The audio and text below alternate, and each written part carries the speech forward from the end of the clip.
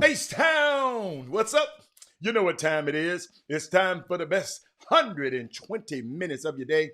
The Chop Shop, the nation's #1 urban sports talk show, and also your midday sports happy hour. Yours truly, Robert Hatt, alongside Jim Hicks, coming to you live from Houston, Texas, but we broadcasting all over this world via Facebook Live and YouTube Live on Women Rock Wednesday. And y'all, after the day where the women at, y'all need to share this show right now. I got some for the women right now. Y'all need to share this show. I'm gonna give you a second. Let me tell you something. It's gonna be a full show today. We got 2 guests coming on for you today. And it's gonna be a fun day. Fun day today. But let me get the business out of the way. The first person, the first 5 women on Women Rock Wednesday that sign into the Facebook feed or the YouTube feed.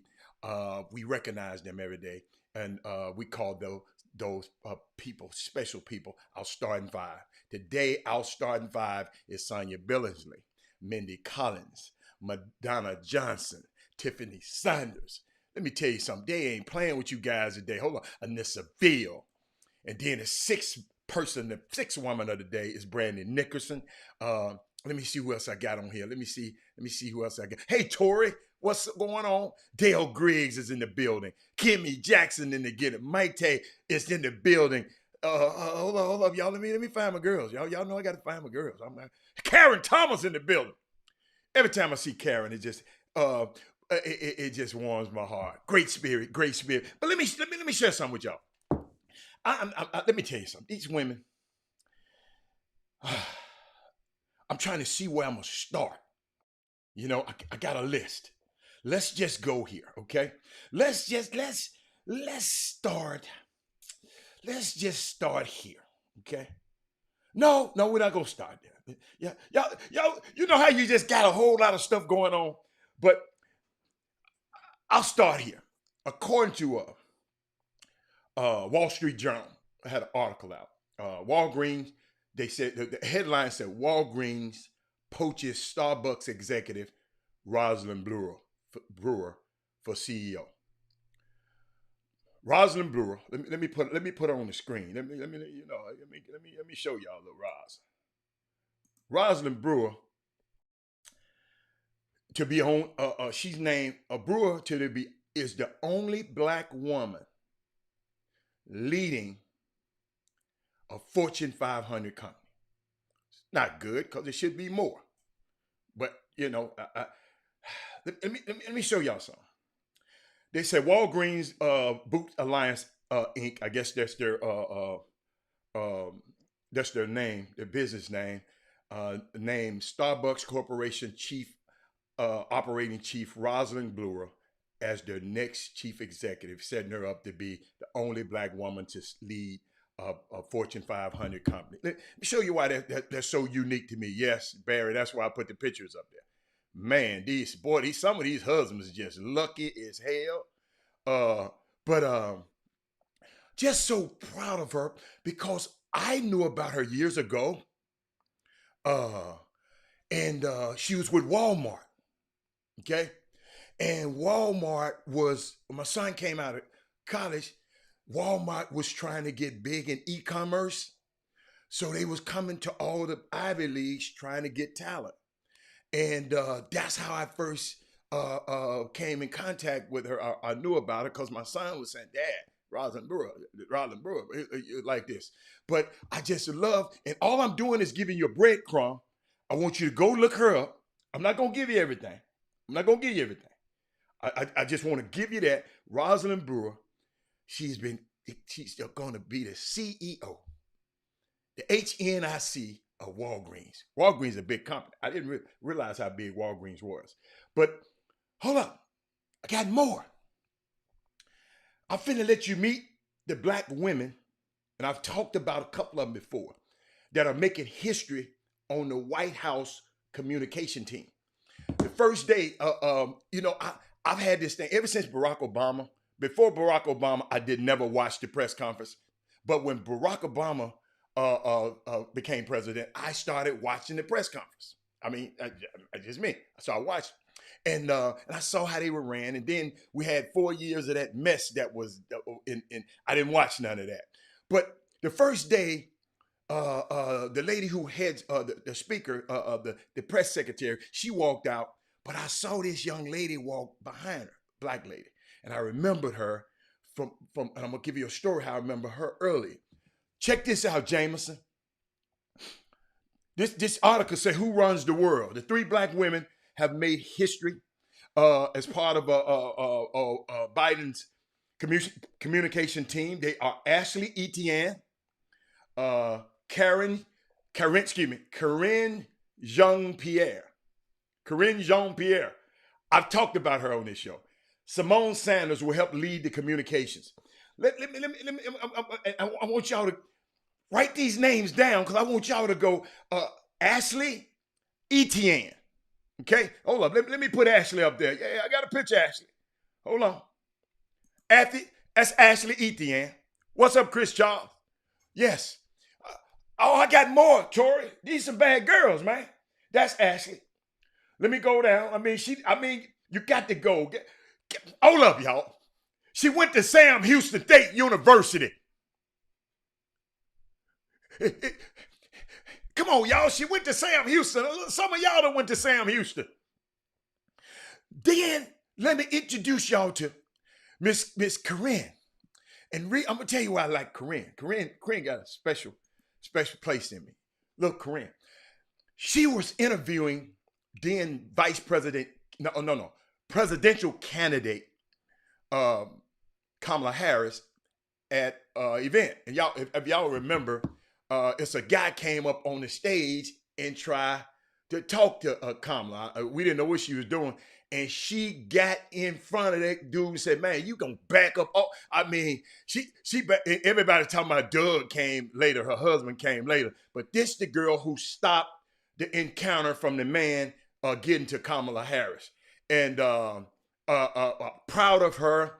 And I don't know why they always talk about it, but they always putting in her bios. And y'all tell me how y'all feel about it. Y'all help me out now. Help me out, Brandy. This is in a bio. Jean-Pierre made history this past August when she was named the first black woman and out lesbian to serve as a chief of staff on Vice President-elect Kamala Harris' staff. I don't know why they have to put that there. Maybe she wanted there and she's proud of it. But what's her name? If y'all Google her, you will see where she what's her name? Salazar. Her last name's Salazar. That's her mate. She was on TV too. I can't think of her name right now. Y'all help me with that. Look it up. Look at it. Check this out. Corinne Jean-Pierre, 43 years old. And hold on. Let's go to Simone Sanders. Simone Sanders, I've been seeing her on TV for a while. Simone Sanders, here she is right now. That's Simone. If you checked political reasons, okay, Landon. Thank you, Landon. I knew it was something, but I just like to throw something out there for you to comment like you did. But Simone Sanders, these some girls. Hey, let me tell you something. They walking out of the back room. You know, that little back room out of the press conference, that's coming from the West Wing where the president is. They walking out of that back room into these spaces. And I just wanted to share those women with you. But it's more. These girls ain't playing. Somebody sent me this. Thank you, that is Moody. Because I didn't know, yes, Kim Jackson, they bad. But Kim Jackson, I got another one for you. Decades before Stacey Abrams, I got a few black women that risked their lives to register black voters. One of them named, and I'm going to put her on the screen. Where was she at? I got her on the screen. Oh. Look at her. That's Arnell Ponder. Best picture I can get of her. It's all right. She's one of the fiercest black women who, y'all got to look her up. Annell, Annell Ponder. Let me tell you something. She was beaten. Her and Fannie Lou Hamer, they were beaten and jailed for registered people to vote. Sonia, beaten and jailed for registering people to vote. Young women, go check that story out. You got to check that story out. Great, great, great women. I mean, powerful women. Like I said, I can't give you the whole thing. Happy birthday, Sonia. We didn't know it was your birthday. Happy birthday, sweetie. Happy birthday to Sonia Billingsley. She right there, man. Y'all shout out to her. But those are breadcrumbs. I need y'all to go check on them women. Hold up. I think, did I get there more? So now, oh yes, I told you. I know I got more. I know I got more. No, I know I got more. No, I had more. Let me look. Bam. That's Benedictine College president. She was appointed to the national, hold on. It's Rosalind Clark, artist. Rosalind Clark, artist. Y'all know historically black colleges and universities are woven into the fabric of the United States educational system. However, with the bias leading qualified black students, leaderships, HBCU institutions are often overlooked. It is important that HBCUs represent a place in high-powered position. Thanks to the nomination of Congressman James E. Clyburn, Benedict College President Dr. Rosalind Clark, artist, was nominated to serve on the national committee that works with the Secretary of Education. Check out, man. Hey, man, like I'm saying, boy, these got to be some happy husbands out here. And it's going to be another happy husband going to come on here shortly. Jimmy Hicks, because today is Sandra's birthday. But Lauren Scott, let me tell y'all something, man. Let me repeat that name. So y'all,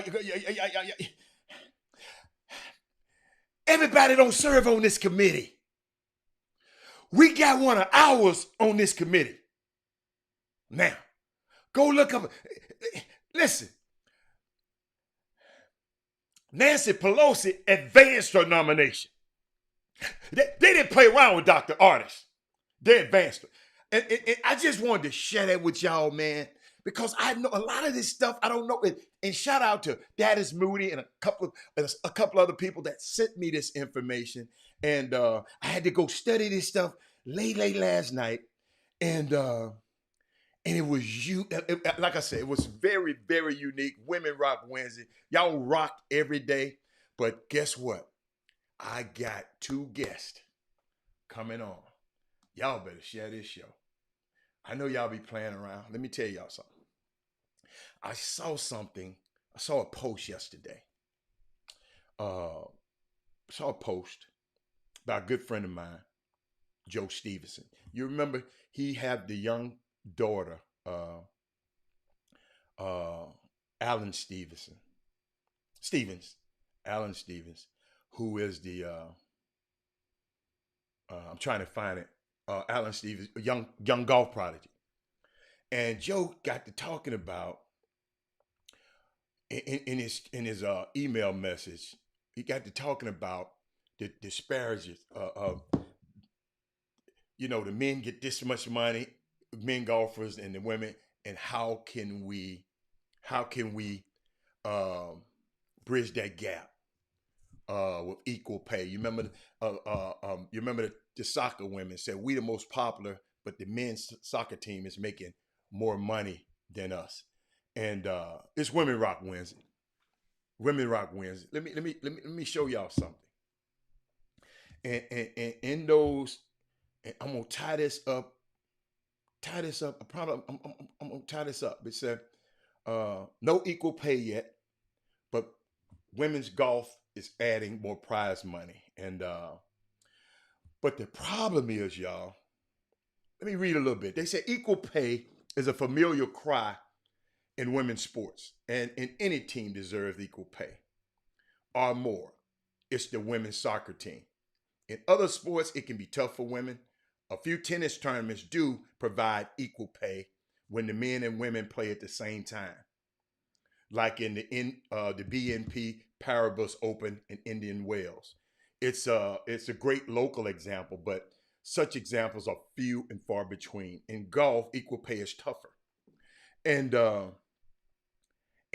what happens is, man, and we got to listen to this. Y'all got to hear me on this one now. In golf, equal pay is tougher. Women's golf doesn't get the same television ratings or the same sponsorship money that the men golf teams attract. Still, there has been a movement of purses and women, and and he's talking about. But check this out, y'all. And I love it. Think about the day. It's Women Rock Wins, and everybody know it. Okay? Women basketball. Why we don't support women? Women in sports. Women Rock Wednesday on the Chop Shop. And guys, I blame y'all. Some of y'all with your chauvinistic asses, not the ones that's here, I'm talking about the ones who ain't here. Women Rock Wednesday. Just, they don't talk about women today. In which we should be celebrating. Because every last one of y'all came out of a woman. If it wasn't for a woman, you wouldn't be here. All women, Tori. It's Women Rock Wednesdays for all women. Don't worry about Tori, you got to do like I do. And I just, this New Year's, Tori, I've learned to ignore certain people. It's on this first Facebook feed. And Tori, I'm just telling you, it helps me out. Y'all notice I ain't been that, in 2021, I ain't been that hot and bothered about what some of these people, this is their ticket to fame. They got to have something to say. So, some of these people, they just got to have something to say. Instead of having something positive to talk about what's going on, I just gave you shining examples of just women, and I happen to be black. So, of course, I'm going to be proud of these women, because in a lot of these things, Tori, it's always going to be a first. Tori, I just want it to be a day when it's not a first. It's not a first. You come a long way, baby. Y'all remember that song? I am learning 2021. I almost let y'all get me one time. But I am going to shut out some of these folks. Shut out the noise. Because if you notice, some of the noise you hear, it ain't got nothing to do with the topic. It ain't helping the situation. It don't have a solution. It's just noise. Some people like to hear themselves. So, Tori, that was for you. And because I appreciate you. Everybody, everybody know I love who I am and I love my people, but I appreciate you taking your time out for that. But back to this. Back to this. Yeah, Tyon, I'm protect and Tyon, you gotta understand, man. In my personal life, in business and negotiation, I'm always going back and forth. Been doing this for 30 years. So I'm kind of used to it. But some of y'all don't understand my background. And some of y'all say, oh, no. And guess what? Yeah, yeah. I care. I care. No, ain't nobody piss me off. No. Walter Yates, come on, man. I'm just trying to take this platform to another level. And I see these women, Joe Stevenson talking about the purses. Because Joe Stevens, he thinking about it personally. You remember Kobe Bryant came on, start talking about how women in basketball, WNBA need to get more money in their purse rolls. Y'all remember that? Because Kobe knew his daughter was coming up. So now Joe Stevens is talking about this stuff and have us talking about it. He didn't even tell me to do it. I just saw it. And talking about the pay raise, the women, man, like let's say the British Open that the men play overseas. It's got a $10 million purse. That's more than probably almost close to almost all 5 of the women majors put together. But guess what? Y'all don't support it. And I know y'all don't, because you don't support Women Rock Wednesday.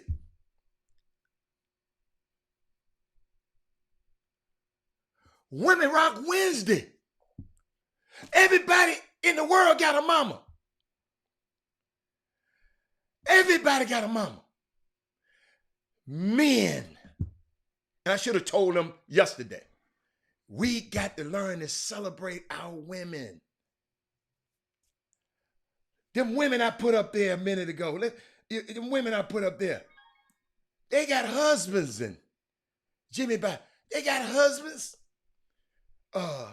Jimmy, I didn't change a thing. I got it. But they got husbands and all that good stuff. And we just got it, man. We just got to do better. When we wonder why they don't pay the big purse, they don't pay the big thing to women, it's because we don't support it. The comments, yeah, a few of y'all support the comments. How many lady golf tournaments you been to? They go to the men and it's impossible. I wouldn't say it's impossible. I would love it if they can put the women and the men at the same golf tournament. But the thing about it, the men and the women play for different tees. So I don't, the men play far back and the women play closer up because of their strength. But I'm just thinking about this, Jimmy. Because Joe, Jimmy, I know you didn't hear it. Joe Stevenson, he came on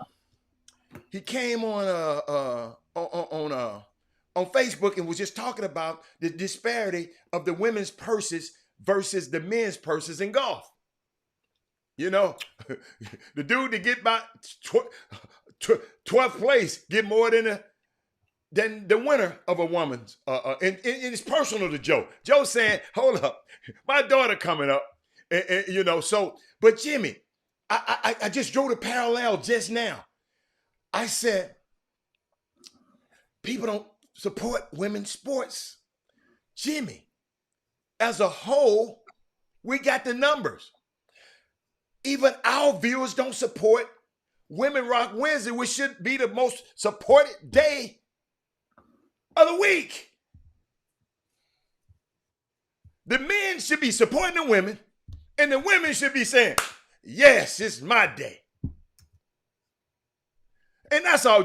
I just had to share that with y'all, man. It's because it's it means a lot. When my friend did that and said that, I mean, Joe, it touched me. So I went and researched and understanding the common denominator, Jimmy, is what? No, the turnstiles, the TV, Jimmy, guess what? I watched a women's event this weekend, right? Golf event this weekend. The first one I've watched all year. Guess why I watched it? Check this out, y'all. Only reason I watched it.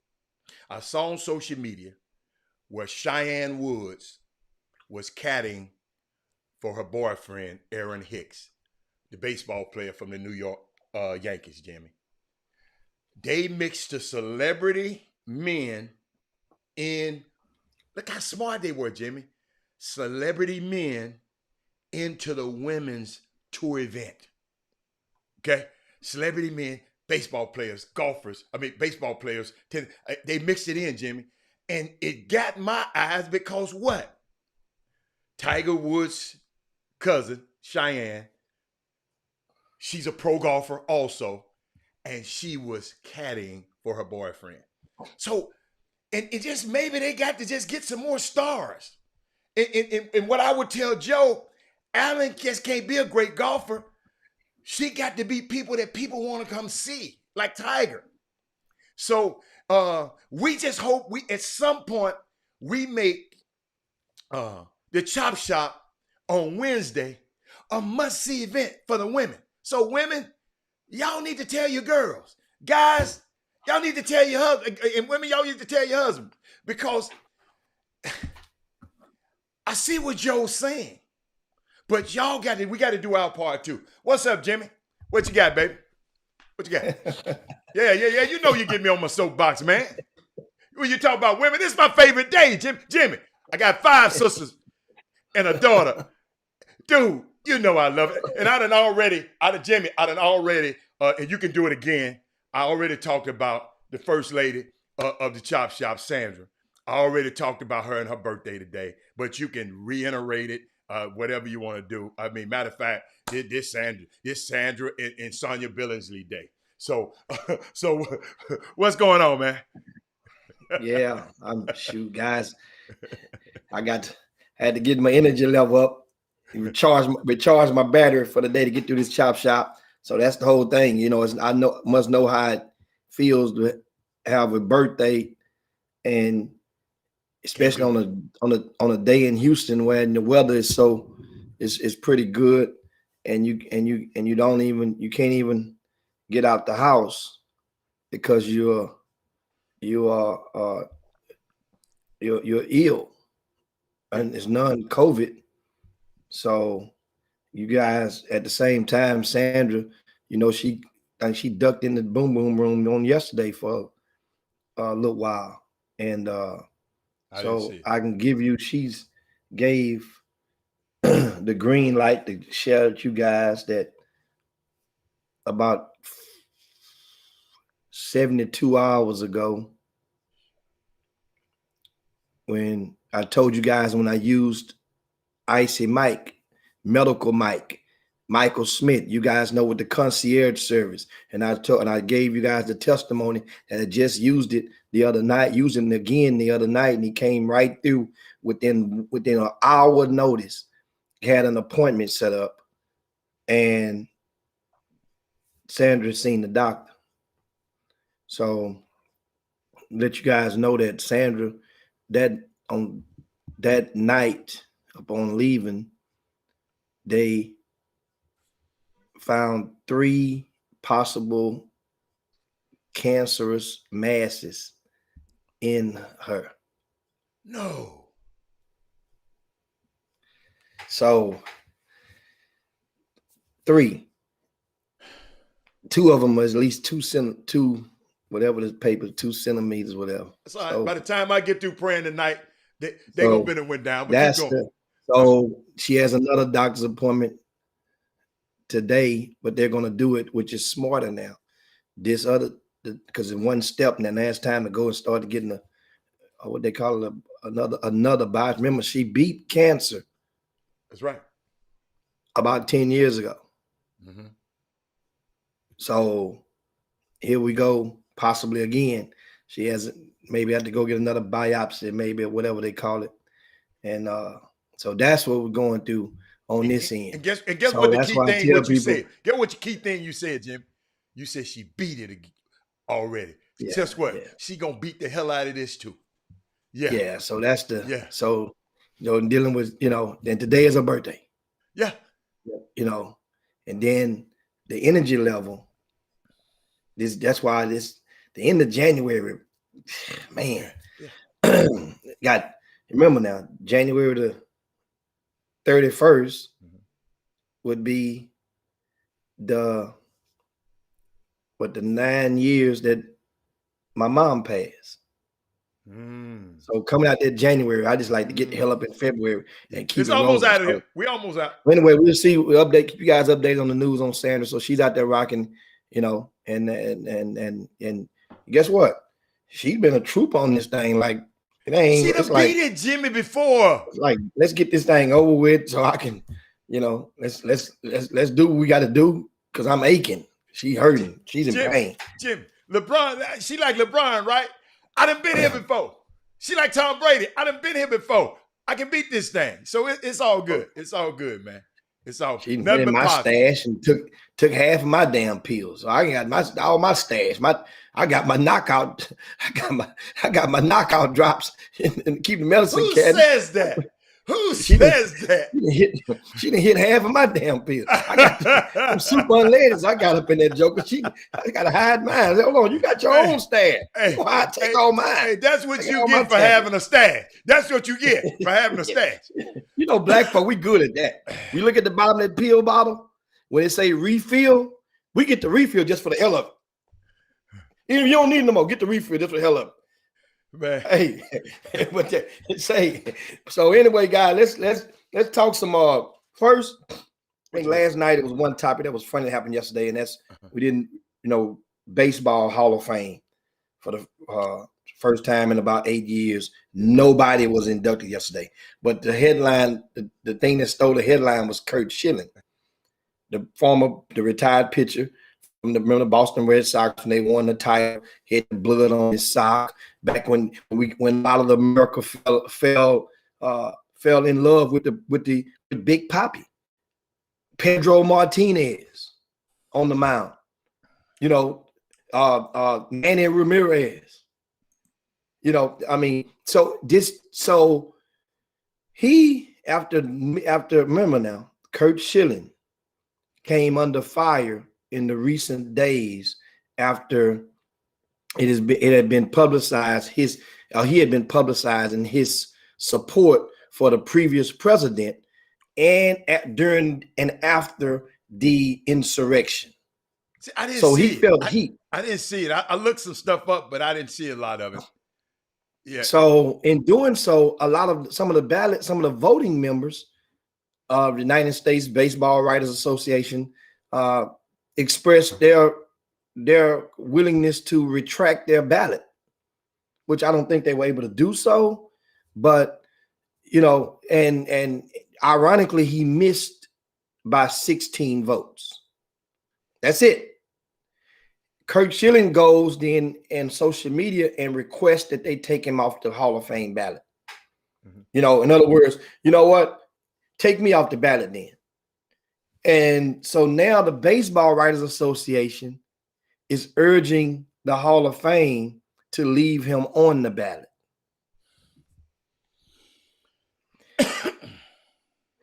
Now, one thing I did learn is that on this stuff, which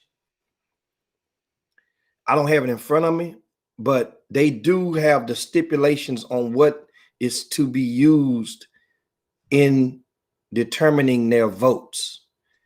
And one of the things that's not on the list of to be used is your life after baseball. That's to not be used. But at the same time, do you think that when they made those rules, that would be an understatement? That would be a gimmick. That would be a free space and bingo. So did they have to put that on there, or should that not count as well for some people?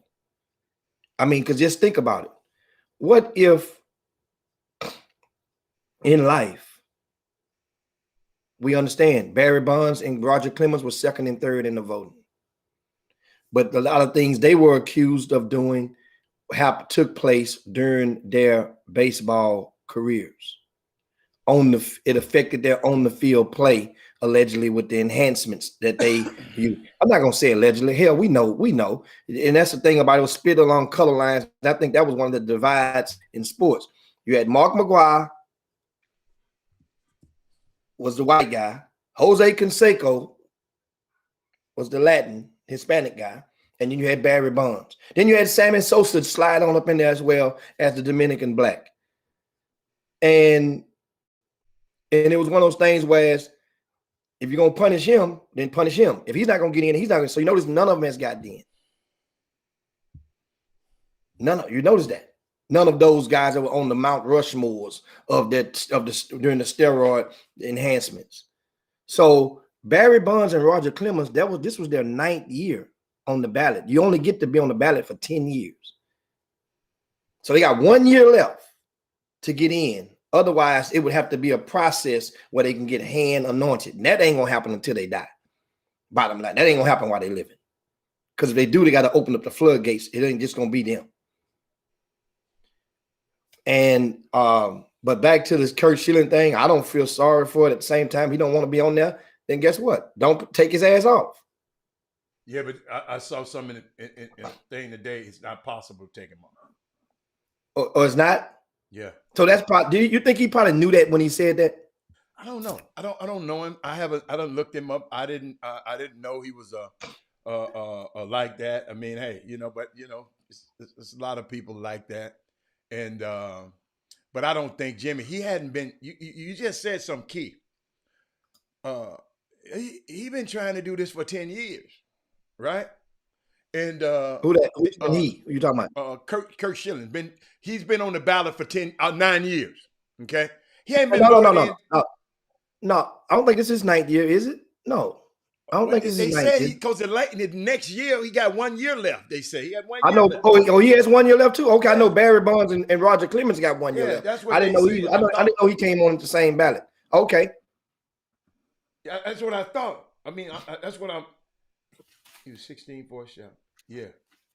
Oh yeah. Yeah, I didn't know. It said for the 10th and final next time. Yeah. Oh, so he at the end of the road anyway. Yeah. Yeah. But Kurt Schilling is one of the pitchers that was accused of the enhancements as well. See, that's the thing. So if Roger Clemens don't get in, then Kurt Schilling, which he had a little bit, it wasn't as blatant. He didn't have to go to. They didn't have a congressional hearing over Kurt Schilling, which they did with something that was related to Roger Clemens. Yeah. I mean, hey man. I mean, hey. Let me tell you something. He done took all these years to get in. He wasn't in. Jimmy, I don't think his Proud Boy stance or nothing. And speaking of Proud Boy, Jimmy, I on the golf course the other day, and we was going down. You know how you ride your cart. The dog coming out and chasing one of the guys, and I ain't gonna tell you no lie. Guess what my partner and them said? Man, that dog is proud. Could you teach your dog not to like certain people? I just get a question. All your dog lovers, can you teach a dog not to like certain colored people or certain type of people? Let me know, because this one dog, he don't chase out to nobody but a certain type of people. So I just wanted to share that with you right quick. But so Kurt Schilling, man. I mean, hey, Jimmy. I mean, I know. Hey, that's good for him. It's good for him, Jimmy. Hey, Cindy, what else you got, Jimmy?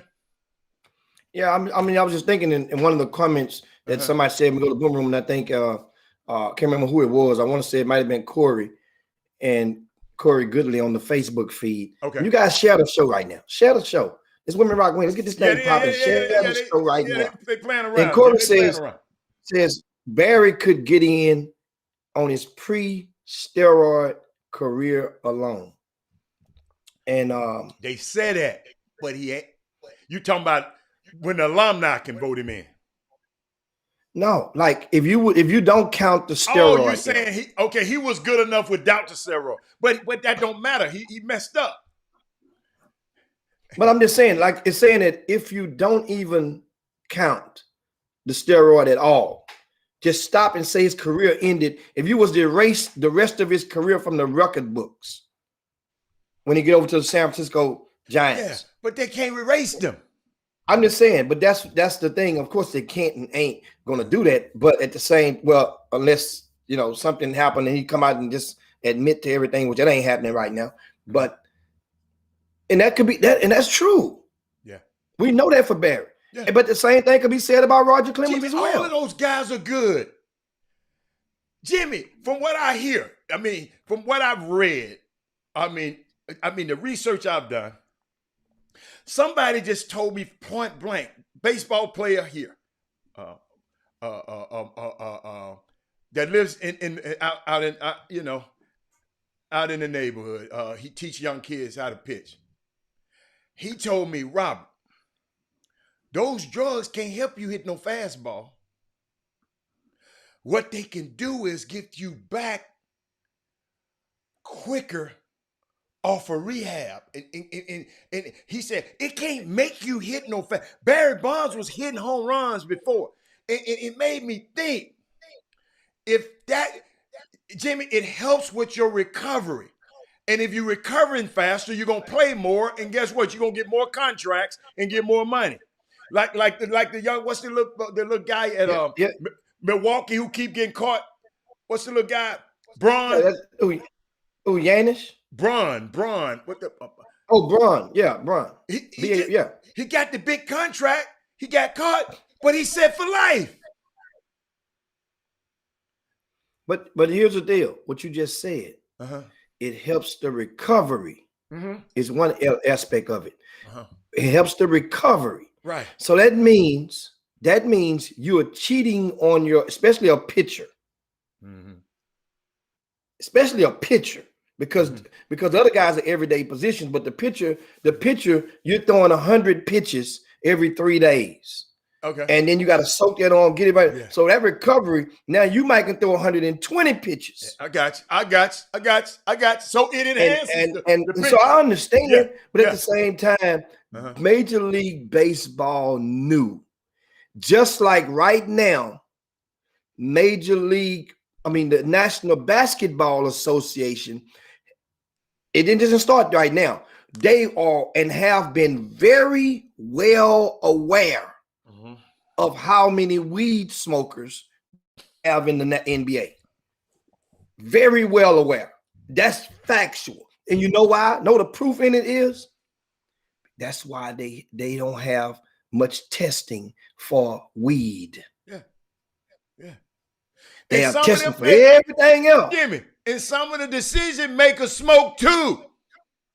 Oh, absolutely. And then a lot of people don't know that though. And let's hit that again. A lot of people don't know that, Hatter. And in the National Basketball Association, what kind of testing is in place for weed? It's done right now. And so think about it.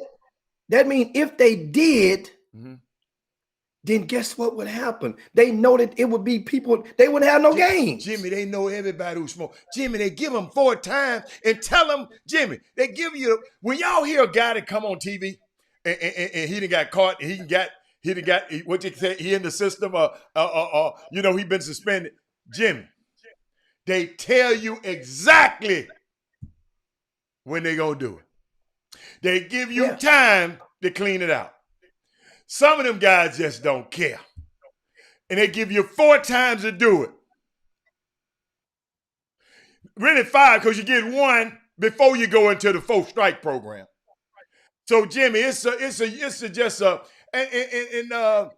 but like I say, Jimmy, it's some decision makers to smoke that thing too. Yeah. and another thing that and I see, and Gary said, no dope will help your hand-eye coordination. No, but on the batter side of the fence, that juice won't help hand-eye coordination, but it will help with the physical impact that you can put on that ball. So if you look at the bodies, and it's a show, we had one in Houston, we had Jeff Bagwell, we had Ken Caminetti, rest in peace. We had, and you look at guys' bodies, how it changed. We saw Even though we love Barry Bonds, we went down swinging with Barry Bonds all the way to the wheels fall off. You know why? Because we felt that, hey man, if you're gonna get one, get the other. And that's how I kind of like a lot of black people felt with Barry Bonds. We had no problem with Barry Bonds. I still ain't got no problem with it. But it was the fact that they tried to make it seem like Barry Bonds was the was an outcast, was the poster child. They don't like him, Jimmy. You remember the Oh, absolutely. Barry Bonds was the big. He made the job of the media very hard for most of them. Meaning that he was what they and understand. You know what, Jimmy, all the great was an asshole. Help me with this, Jimmy. He was a. I don't know Barry Bonds, never met him, but I understand he was a supreme asshole after the baseball game. Jimmy, and when and the white guy, a lot of in baseball, the writers think about it. They come from a different sect. Think about it. They come growing up in a sport where it's majority white until you get, and it's still majority white in major leagues. So to have this black guy talking to you like that, and he was to embarrass him, talk funky to him, and they would, and they just. But and Jimmy, I got a question. Did you buy into the theory that his head was bigger? Because I didn't. I didn't ever watch his head being bigger, but I know his body was bigger. His body, no doubt, got bigger, got swole, just as it did for Mark McGwire, just as it did for Sammy Sosa. Hell, we didn't even know a skinny Sammy Sosa. He jumped on the scene with the juice in him. So it was all or nothing with him. But then Barry was definitely not the same as they got older. He got swoller. But still, like I say, if you count the era came in 1999. That's for Mark McGwire, Sammy Sosa, 99 around there. So if you erase 99 and went before then, Barry Bonds still had over 400 home runs before 1999. Over 400 home runs. But anyway, that's just good topic. Speaking of baseball, I'm glad the Astros wasn't going to keep Springer. We mentioned that last week. How Springer was was part of the heart and soul of the team, but the gap was just too much for him to turn down, man. They gave to do 160 million, something like that, whatever it was. It's time. It's time to get paid. And guess what? That's why you notice people wasn't mad, because there was no way the Astros couldn't match that. That comes with the success. You got to pay guys, and you got to pay them a lot. It's your leadoff battle. So now, remember, good thing about the Astros, they had a surplus in the outfield. Remember, they had a surplus. So losing him, you still get a starter, because the Astros really had about 4 starters in the outfield. One would take the day off, and they would rotate different guys. So it was okay. Then they signed Bradley. Bradley is a player's coach. I mean, a coach's player. He's one of those guys on the field. He's and I like Bradley. They kept at least they kept one black guy. And so now they got to work on keeping Carrera.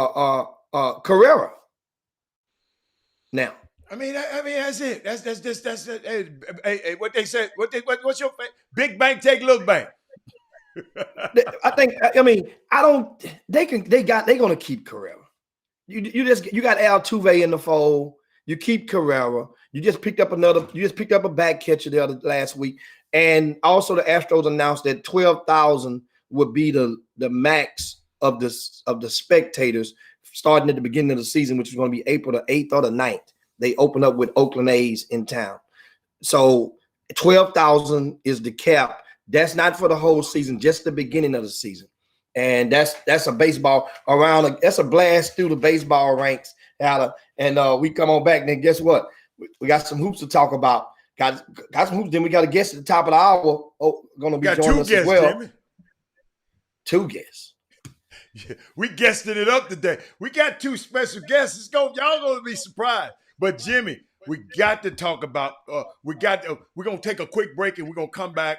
And then I want you to get right into basketball, okay? Right up in there. We'll be back in just a second. Let me hit them buttons.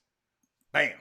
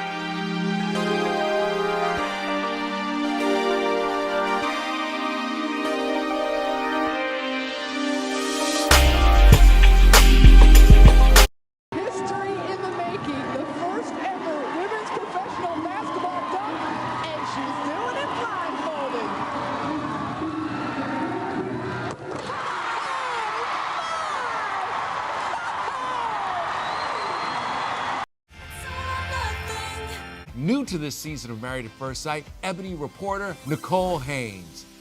Nicole, if you were getting married at first sight, would you have a problem with any of the behavior exhibited by the men? Not one. Kick it and have a good time. Because if you're not, this is gonna be a boring ass marriage. God, I'm gonna love having Nicole here. So I guess it depends. If he views beauty as a booty, then they're all good. She's gonna be like, hey, look at Welcome back to the best 120 minutes of your day. I give yours truly, Robert Hatter, alongside Jim Hicks. I gave you a little sneak peek. Those are two guests, Sylvia Crawley, the first woman to dunk in her All-Star game in blindfold, and Nicole Hayes. Those going to be our guests a little bit later today, y'all. Y'all can get your questions ready. Go Google them. Sylvia Crawley and Nicole Haynes. Nicole, Nicole. But Jimmy, what happened in basketball? Take them through the world. Take them. What happened to my people, man? What happened to Klein Fall? Ain't no Klein was that good. What happened last night? Yeah, I mean, Klein hadn't lost but 2 games all year, Heather. Okay. They hadn't lost but 2 games all year. And, of course, high school basketball last night, the game of the week was Klein at Klein Forest. And, of course, I was right there. Daniel Ewan and Bob Slovak provided the broadcast. They're awesome. That's the dynamic duo. And this game started off, Klein jumped out on them early, went 13-5. Hey, those Klein fans, they had the shirts on, how KF versus everybody. And they were rooting and tooting over that. And all of a sudden, Klein High School has 2 guys, first name Aaron Hutchinson, Aaron Gonzalez. And them Aarons opened up a can of whoopers on Klein Forest. And the thing about it, they took the lead at the end of the first quarter on a buzzer-beating 3-pointer and never trailed the rest of the way. But one thing about it, the University of St. Thomas coaches were in attendance, right? Because for twofold. One, they went to support one of their prize signees from this year's class named Marion Williams. Marion Williams, he's a younger brother of a couple of brothers that went to Calvin Williams, that went to Klein Forest, right? Well, he's committed to University of St. Thomas recently. So that's how coaches do, especially for TV game. They're there to show their support of their recruit. He had 21 points in the loss. However, after that game was over, guess what 3 of them St. Thomas coaches was at? What? They had a huddle around Aaron Gonzalez. He's about 6'4". He's an unsigned senior. Alan. He was balling because he got size. He's 6'4". Yeah. He can handle the rock, run the team. He was shooting. He finished with 18 points, and he was the player of the game on the Cube last night. Hey, I took the Cube last night, Jimmy.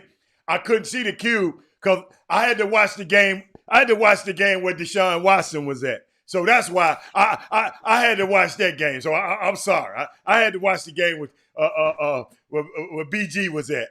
And so but guess what, Jimmy? I tape it because I want to come back so I can see your halftime. But what else happened? What else you got? Yeah, and of course, speaking of Hightower, they won in overtime over Foster in the rematch. Remember, this game was close the first time they played, and Foster led by double digits. Then Bryce Griggs scored 17 points in the fourth quarter and wheeled Hightower to the win when they played before. Again. So I don't know how this game ended, or who was in front and who forced overtime, but we knew this game actually was on the schedule to be the live game of the week. For this is the game, that game, Hightower and Foster was the game that I had originally on the schedule. Right. And then, but at first, what happened was Atascocita and Summer Creek was supposed to have been the week before, last week. Then we realized that in certain districts, they changed their dates from playing on Friday to playing on Saturday. Well, the TV station had already reserved everything. You got to pay for that truck. You got to rent all this stuff. It was going to be too hard to change the game and put it on a Saturday from that Friday. So that's when I say, well, hell, since we had Hightower and I saw Hightower and Thurgood Marshall played on the Friday, let's move Hightower on up 1 week. And then we'll fill week 3, which originally I said Atascocita. Now we can get them and give the fans a chance to see Atascocita because they were undefeated. They were the top team in the area. They were number 2 in the state. They were playing against C.E. King on this Tuesday. So we go and I put that game together, and then C.E. King declined the game. They didn't want the game. They declined the game. And the message as far as who declined, they declined the game. And in them declining the game, coming from the principal of the school, there was concern that the game would be more about Atascocita than about them. And it would basically be a way of throwing Atascocita a bone, which I strongly disagree with. Last night, C.E. King ended up upsetting. That would have been a good game. That would have been a good game. So this means I had confidence. This was a prime opportunity. You had more confidence. Than they had. Seriously, because I said, well, man, do you realize all of the goods? If the kids just play hard and compete, it's not about, nobody's expecting them to beat Atascocita. I sure would like to know what the coach's reasoning is. I wish I knew. All I'm saying, understand. The principal's reason is who I got this from. Okay. So I don't know where he got his from. The principal. I just want me coach. Huh? The coach. So understand. So you can figure it out. But the principal had to get this information from somewhere. But the principal, that was the head of the tree. That's the head of household, and that the principals expressed and relayed that to us, to RCS Sports about that. So I didn't talk to the coach. Okay. But I got you.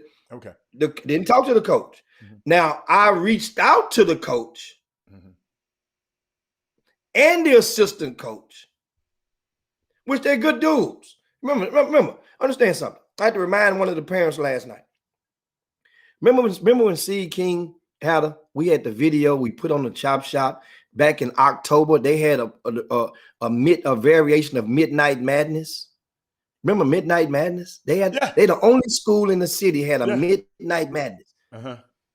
And guess who left happy hour and left the Friday night, left my glass of I declined my good routine glass of Crown so I can be good and sober to go up in there around them kids and support their Midnight Madness effort on a Friday night.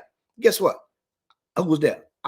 But and we showed the video because they had the dunk contest. Remember the dunk contest? We showed all the videos on the Chop Shop. But Jimmy, maybe the principal just had his reasons, Jimmy. That might have been a bad week for him, a bad 2 weeks for him. You know, he's dealing with the pandemic. Yeah, but let me tell you the difference what it does. Let me tell you what it does. And then also, C. King, I helped them with a fundraiser. Remember during the fall, they had a fundraiser. Jimmy, it probably didn't have nothing to do with you. You was trying to help them. I'm just giving the people this understanding. Yeah, I helped them with a fundraiser for their program. Remember the clock wasn't working in the gym. I go run over and kick up another clock for them. Oh, that's right. During the fundraiser. Yeah, right. Guys, back in 1991, I bought a home, 400 yards from C. King High School, 12807 Crystal Cove. That's the address. Right there. I've been a long time supporter before Sandra started working in that district of Sheldon ISD. Remember, my nephew went to C. King High School when he moved in from Houston. Mm-hmm. So that's it. Understand. So what I'm saying is, here's the benefits of these games. In case, like next week's game is going to be Dickinson hosting Cy Falls. Okay. Sure, ain't no Tremont Mark at Dickinson right now, no more. Ain't no Marcus Williams at Dickinson anymore. Dickinson is good enough. They're fighting for first place right now. They're in second place. Cy Falls is a team of tomorrow. A little young Orlando Harden has been doing well. His dad and them, they've been a supporter of RCS Sport. I thought about a way to reward them. Guess what? Reward Dickinson and their coach for all of these efforts and kicking butt in that district, winning 4 of the last 5 years. Rewarding Coach Jason Wilson, good people and a good staff. And anytime I call up on them, they come. So you try to chunk people bones in accordance. So then also you give Cy Falls a chance to put off the David versus Goliath. So now you give them a bone. So this is how I looked at the CE King. Just like last week, Heather. Remember we opened up with Cy Lakes at Cy Ranch. Nobody in Houston felt that Cy Lakes was going to beat Cy Ranch. But know what I did? I was giving little Coach O, chunking him a bone. I was chunking Darren Fox, dad who comes on the Chop Shop all the time, chunking him a bone, that program a bone. The Houston Defenders had their starting forward, unsigned senior, give him a chance, and also Amir Turner, an opportunity to play on television basketball. He's a 2-sport star, but still get them guys an opportunity to pull off the David versus Goliath. So it's not like you're just playing against, Circle K High School. Next week was Thurgood Marshall and Hightower. The consensus was that Hightower was going to beat Thurgood Marshall. But at the same time, it gives kids like Chris Marshall, who's a 2-sport star, who we all have to watch in the game last week. No, man, he need to keep that chin strapped up because he can probably make money catching that football. He's athletic as hell. But it gave Ronnie Courtney, who's been a supporter of the Chop Shop, a chance to get some face time. And because a lot of people didn't even know Ronnie Courtney was back coaching. A lot of people didn't even know that. But I need you to throw me a bone, Jimmy, because you don't see it, but the guest has been in the green room since 1 o'clock. So let me wrap that up. So now you guys understand. And also it gave a chance to get a little Jalen Lowe some ink and Hightower on there. So that's the thing. Okay. So C. King, I'm not mad at you. It was just an opportunity that passed by. Right. That's going to be few and far in between. When you got a chance to let your kids play on TV, you got to let it ride. Yeah. But anyway, let's bring the guests on in here. Let me tell y'all something. It's a unique guest today. It's Women Rock Wednesday. Let me bring her on. Then I'll talk about her. She's playing with her hair. Let her finish throwing her hair around and all that kind of stuff. I can see her. Y'all can't see her. And now she done got up. Hold up. I'm finna put you on camera. Nicole, sit down. Hey, y'all. I'm trying to get myself together for you. Okay. First of all, y'all, let me read a bio. Let me put my glasses on. Let me put my glasses on for this one. First of all, ladies and gentlemen, on Women Rock Wednesday, it's Nicole Haynes. She is one of Southern California's most distinctive and diverse sports broadcast journalists. She began her career in Los Angeles on cable TV station TV3 and moved on to WSYR TV in Syracuse, New York. She landed a position back in the LA Fox Sports West, then moved to ESPN to cover high school sports. Nicole, we just got through talking about high school sports. She rounded out her on-air career at the NFL Network. Nicole currently heads sales and marketing for Ebony Media Operations, the oldest and most respected publication in African-American space, Ebony Magazine. That's not just it. She got more. She's also an All-American track and field athlete at USC. She was Pac-10 champ and NCAA runner-up. She competed professionally after college and earned a silver and bronze medal at the Pan American Games, was a 3-time Canadian national champion. Hold on. Landed spots on 2 world championship teams. She's Googleable, and she was on the Commonwealth Games team. While competing, she earned her master's degree in education. Welcome, my sister. Let me tell you something. Special day for me. I mean, you know how special it is. And the West Coast is in the building. Nicole. West Side. Jimmy just talked about, we were talking about, Jimmy is known as the high school basketball guru in Houston. Let's say you got a coach from UCLA. If he come to Houston, he gonna talk to him about who is the best players in basketball in Houston. That's what's up. So I love that's the unique, but so being surrounded by royalty or basically is what you're saying. Or they gonna want to know what spot to go to. Oh yeah, he gonna try. Yeah. Hey, Jimmy. You got him covered from the court to the club. She can go to the spots. But Jimmy, she go to the spots. You don't stand in line. You don't stand in line with us. No. Back in my heyday, Jimmy, we go to the front. Jimmy, in places, everybody else standing out line. I walk in there, she already in there. I said, what the? Oh yeah. Yeah, she won. So remember that song back in the days called Lean Back? Remember Fat Joe, Lean Back? That was a verse in that song would say, we walk around the metal detectors. Remember he said that? That's how we do that, up and down. But yeah, man. What's up? Hey, what's up, Nicole? Talk welcome to me. The Chop Shop. And Jimmy, I played some earlier while you wasn't here, right? I played it a little bit. No, you were here, Jimmy. I want to talk to Nicole just a little bit, Nicole, because you host. New to this season of Married at First Sight, Ebony reporter Nicole Haynes. Nicole, if you were getting married at first sight, would you have a problem? Married at first sight? I didn't want to go too far with it, but let me tell you something. You were saying some rather harsh stuff. Not harsh stuff to Jimmy, to them people. Jimmy, she was talking about anything harsh. men's sizes and what men their bedrooms, and yes, you did. I'm gonna play. I'm gonna play. Talk to the people. Okay, you were talking to people. Know. Okay. People they got questions. I need to get answers. I'm trying to get to the bottom. So what's Jimmy, this about this size stuff you talking about? What was that? Hey. So I got a question. So do y'all really look at the size of a man's foot? We will glance down. Uh-huh. But you know what I found out over the years? It's not about the size of the appendages. It's that inner confidence that one exudes that one cannot put a finger on. So it's not about the loudest in the room. It's about the one that can walk in the room and command attention without even opening their mouths.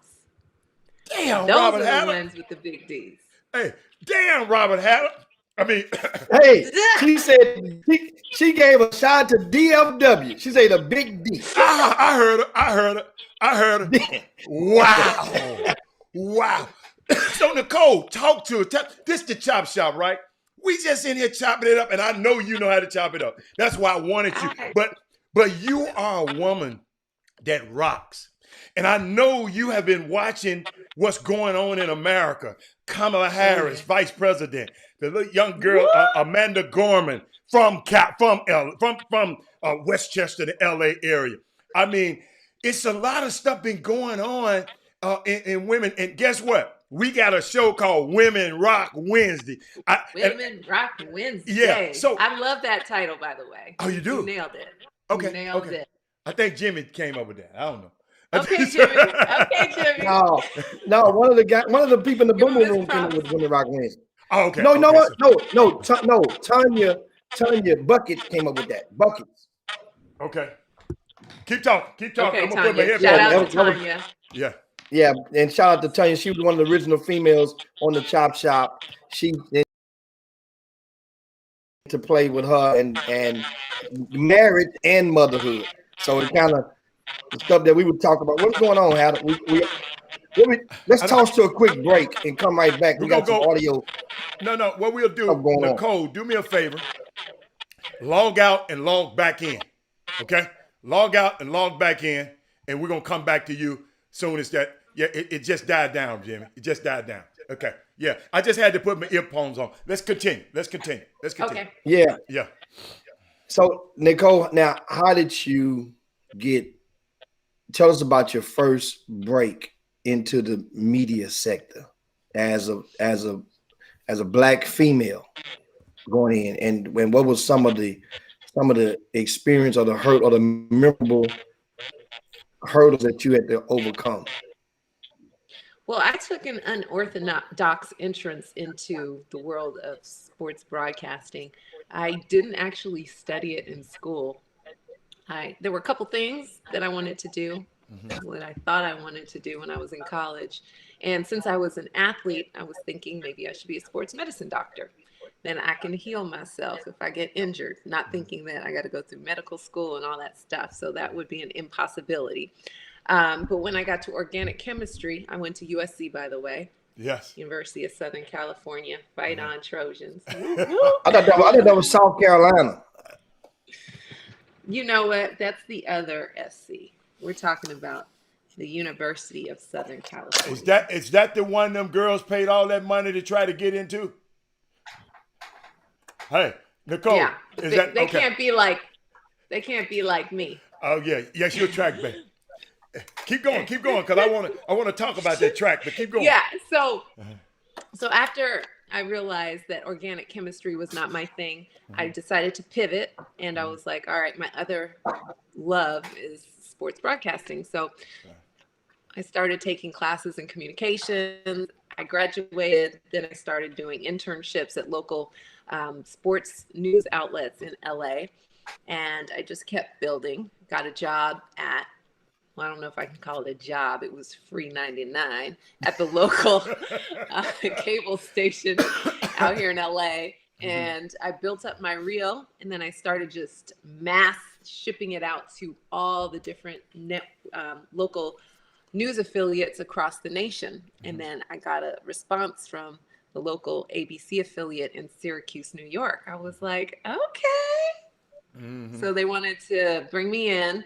And so I came in, I auditioned, and then they extended me a contract. So that was my first paid foray into the world of sports broadcasting. Now, it was a grind because, like I said, I didn't get my degree in broadcast journalism. So I was doing a lot of on-the-job learning in the super duper cold weather. I'm an LA girl. It was a change for me. And it was hard. It was so hard. Oh my gosh. I struggled. I cried. I pushed through. And then after a year, I was like, I got to go back to LA. Okay. It was just too much. Okay. So I came back to LA, and then I had a lot of content because I'd been working on air for a year, sent my tape to Fox Sports West, and, they loved it. And they extended me an opportunity to be a reporter there. So I worked at Fox Sports West. I covered sideline reporting for the Major League Soccer team, Chivas USA, which is no longer around.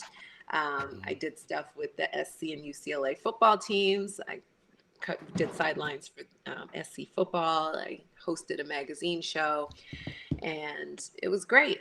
One of my friends, he worked at ESPN. He'd been there for years. So they tasked him with they decided to extend their coverage of high school sports, and they wanted to create a high school network.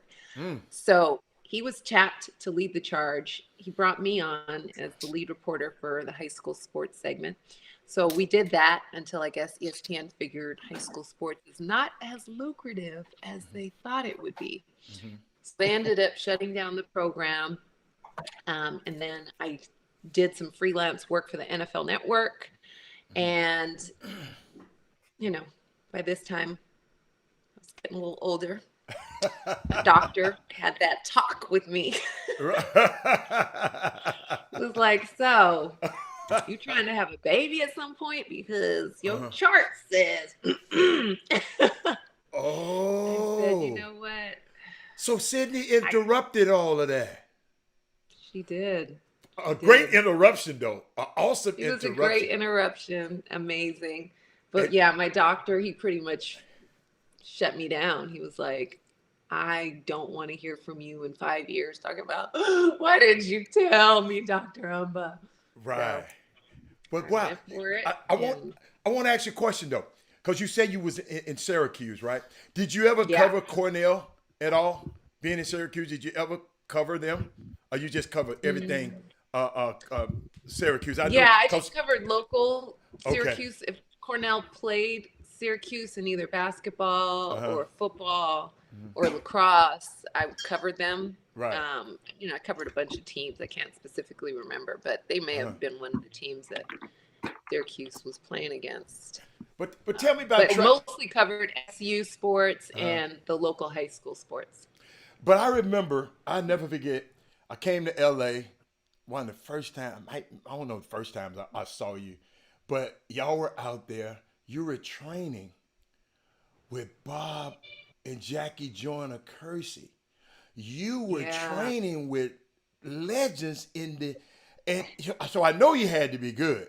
You know, you were trained. Yeah. Tell us about that experience, because a lot of people in this sphere probably they know who Jackie Joyner Kersey and her husband were, but they were some of the top trainers in track, and you were training with them. Okay, so when I was in high school, I ended up specializing in the long jump and the hurdles. And if you hear an interruption in the background, that's that little baby we were talking about. We got it. Yeah. And she might pop in because she loves making a cameo too. Okay. So, Sydney! Man, she's loud. Can't even be mad at her because I'm loud and her dad's loud. We. She got it honest. Yeah, she got it honest. Believe you me. But what else you got? I did well in high school, focused my two, areas of expertise were the long jump and the hurdles. So I was one of the top kids in the nation, getting a lot of scholarship offers. My older brother, he was going to UCLA. He was running track for UCLA, and I loved UCLA. I wanted to go there so badly. They didn't really recruit me the way I felt they should have been. I mean, I was getting letters from all over the nation, and the one right here in my backyard wasn't on me. So hurt my feelings a little bit, but it's all good. SC was on me tough. I also wanted to go to Stanford. They were on me tough. Ended up falling in love with Arizona. That was a fun recruiting trip, let me tell you. That was my funnest recruiting trip. I had a blast at University of Arizona. But ended up going to SC. Although I didn't go to UCLA, I still, admired the fact that Bob Kersey was on the coaching staff.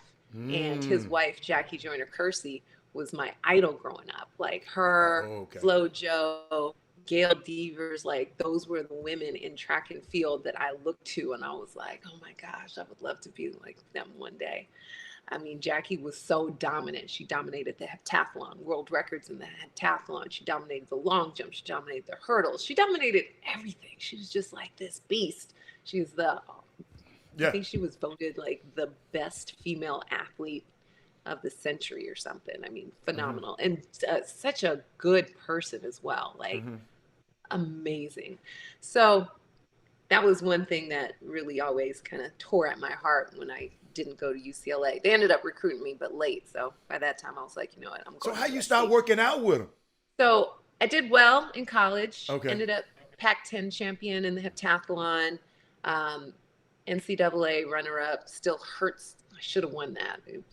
We can get into that later. But after I got done with college, I continued to train and continued to compete. But track, unlike other pro sports, the money isn't the same. So I had to get a job, started teaching. So I wait a minute, also you said track? ended up going back to school. So what you said about track, the money is not the same. What you mean by the money not the same? Well, first of all, when men go pro in football, basketball, baseball, soccer, you sign your multi-million-dollar contract and you're set. Track, it's a little different. It's not as popular out here in the United States as it is in Europe and across other nations. So the support, the amount of track meets, the coverage on TV, it's just not the same. So unless you are like one of those people that God said, I'm going to give you extra Gotcha. blessing of this, like a Right. Jackie Right. or Usain Bolt or Michael Johnson back in the day, now Allison Felix, where you step out on the track at 12 and are winning gold medals, the money is just Right. I not got you. plentiful. I got. So, most track athletes there, have to get a job while they're competing. So I I was, want to share something with you. I didn't mean to cut you off. I just want to share something with you because you just made me think about something. Friend of mine who has a daughter, one of the top youth golfers, young that's lady. a good one. She's matter of fact, she been winning. She bad. So he got on Facebook yesterday, and he talked about the pay disparities of women golfers versus men golfers. I mean, it's almost like night and day. And it's Women Rock Wednesday, and I was just talking about how do we, because people don't support it, because when I look at the numbers and I talk to the Wall Street, when I talk to the people in marketing, they just said, Robert, the turnstiles people don't come watch it, and people don't watch it on TV as much as the men, because a lot of the girls are foreign that people are not, you gotta don't have an attachment with, and and it's just not there. What could we do? I mean, you're a woman, you know about sports. What what do we have to do as the general public do we just have to start supporting the women more, calling the sponsors? What can we do to help women's sports? The pace, and soccer, another thing. The girls are more popular, and the men get more money. What can we do? What can we do? That's a question I've been trying to get an answer to for a long time. I mean, when you think about it, the only sport in which women get equal, if not more pay, is tennis. That's it. Yes. Everything else. They fought for that, though. Them girls fought for that. Billie Jean King fought for it. Yes. And she helped, create the WTA, Women's Tennis Association, and, fighting for, equal pay and equal access. And, I don't know what it is about tennis, but that is the one sport that's been able to push through. I attended my first, major tennis tournament, the Miami Open, last year, or maybe the year before. And I actually ended up liking watching the female matches more so like than them the better. male. Yes. Yeah. Me too. They're out there. They're hitting really well. They're very strategic. They're rallying. The men are just like, hacking it. There's not a lot of rallying going on. It was just more enjoyable. So I don't know. Maybe that has something to do with it. There's some strong female sports figures on the women's side. Yes. That everybody is just going crazy over. Yes. But tennis has been that one sport. So I don't know. Maybe we need to look at the blueprint. What about the uniqueness of this, Nicole? Take this out. Then, Jimmy, I'm going to take this. Women and men's tennis can be played in the same venues. They can be played at the same time. Women's and men golf, they got to figure out how to play them at the same time on the same venue in the same thing. That's why women can draw as much purse as a man, because they all in the same thing. Could that be, Jimmy? Have you ever thought about that? They all in the same place. Well, they do that with track too. Track is the same. Yeah, but ain't nobody thinking about you. You just said ain't nobody thinking about you, track girls. No, not only every 4 years for the Olympics, and then everybody Oh, goes yeah. crazy, Yeah. and then outside of that, kind of like gymnastics to a degree. The female gymnasts, obviously, Um, much more popular than male gymnasts. They mhm. get more visibility, they'll get more money and endorsements and whatnot. Um, Wow. and they Don't are no men able don't to, complain about that, do they? it's hard for a Ah. man to complain when the majority of everything in the world goes in your favor. So if there's one thing that we actually are able to, rise above, how bad would they sound complaining about it? You know what? I want to say something, Jimmy, but I can't say it because we on a PG. But somebody said, why women complain? They got half the money and all the other stuff. He Honey, said, yeah, and all the honey.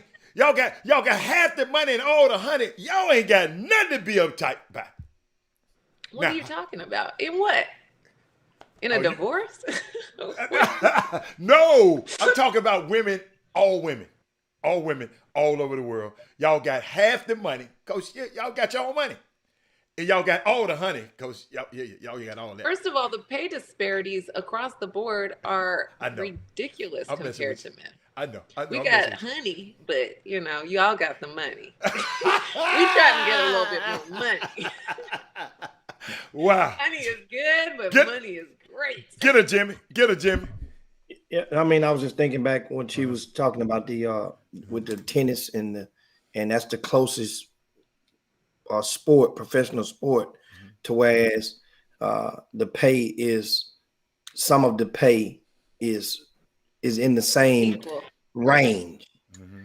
Um, Billie Jean King, of course, she fought for that for Mm-hmm. over freaking 40 years Yeah. to get Yes. that done. But then the baton was picked up about back in around 2007 when at that time Venus Williams was the Yep. more Star. popular of the siblings. Mm-hmm. Then Serena ended up taking the mantle, but collectively the Williams sisters helped a Change the great game. deal because Oh my they brought a gosh. lot of the diversification in there, and at the time coming off the heels of Tiger Woods, what he had done for golf, they were breaking Yep. down similar barriers for tennis, and they joined, I think, an advisory committee up under Billie Jean, up in her namesake. And the thing is, it always on the women's side, it would take for men to go and pull them on up over and fight on that side of the fence. It would take for the men, just like in a lot of times when we in America, when we experience a lot of the racial, social injustices, then a lot of people will say sometimes, well, once white folks start talking about it, then it kind of validated that it really was a problem instead of just being whining. And that's what was starting to happen. And another thing that just recently happened, how do you remember a couple of years ago? Remember them girls from the soccer team filed a lawsuit Yeah. I mentioned them earlier. for pay. Mm-hmm. Yeah. And no, I don't think it's been No, solved it or ain't been settled yet. solved yet. But Yeah. that's going to be the needle mover. Mm-hmm. Whether it's gonna make that gas tank go closer to full, or it's gonna take your ass back to the light, come on that low fuel light, gonna get the blinking again. That's what. Just watch. Yeah, no, for sure. I mean, I guess we're just going to have to start going in the legal route in order to have some of these things fundamentally changed. I mean, if you go back to college sports, Title IX had to be instituted in order for the female to male ratio sports to be equal. So, sometimes that's what it takes, unfortunately. I mean, I wish it didn't have to go there, but I don't know. And I think it just goes back to traditions. Men are looked at more so as athletes, and women, you know, men are the breadwinners, women are the caretakers. So Mm-hmm. I don't, I think we're still kind of fighting that, which is odd in 2020, where there's a lot of people that don't want to watch female athletes Mm-hmm. out there, you know, But acting like men. a woman can be vice president though. Yeah, I mean, I was looking at this photo that a friend of Mhm. mine sent me, and it is just insane that this is how our nation has looked since its inception. Mhm. Like all these male, white, old male VPs and one Yeah. female, Yeah. just one color, Yeah. one person of color. Yeah. Like, that is insane. That makes no sense. It just drives me crazy. And they're controlling the narrative for everything. So, who has the control in this United States of America? That group of people right there. And we're fighting like hell to change it. We're fighting for people of color to, get into the system so that we can have a seat at the table on a more regular basis. We're fighting for women to do the same thing. Um, it's just an ongoing struggle, and women in sports is one of those things that we've been struggling with for a long time, and the struggle will continue until we are accepted as equal on the field and are paid as such. um, We got a couple of I know things. Kobe had dedicated a lot of his life to bringing awareness to women's basketball, and I think more people, now that he's gone, have been seeing what he was trying to do, and they're trying to be more supportive. I mean, at the end of the day, it's about us tuning in, us buying tickets. If there's visibility, if there's money coming in, Mhm. then they can validate paying us equally. So I think that's what's happened in tennis. People are excited to watch. So people are tuning in. People are going to matches. They're going to watch the ladies just as much, if not more, than the men. So they can validate paying women the same amount, if not more. Wow. So we just got to get some serious marketing campaign, and I don't know, grassroots, start bringing kids to, Mhm. basketball games, to track meets, to softball games, to beach volleyball. That's also very popular. They're kind of holding their own on the female side more so than the men, but getting kids interested at a younger level and continuing to foster that through their life, I think that may help. But it's an ongoing battle. I wish I had the answer.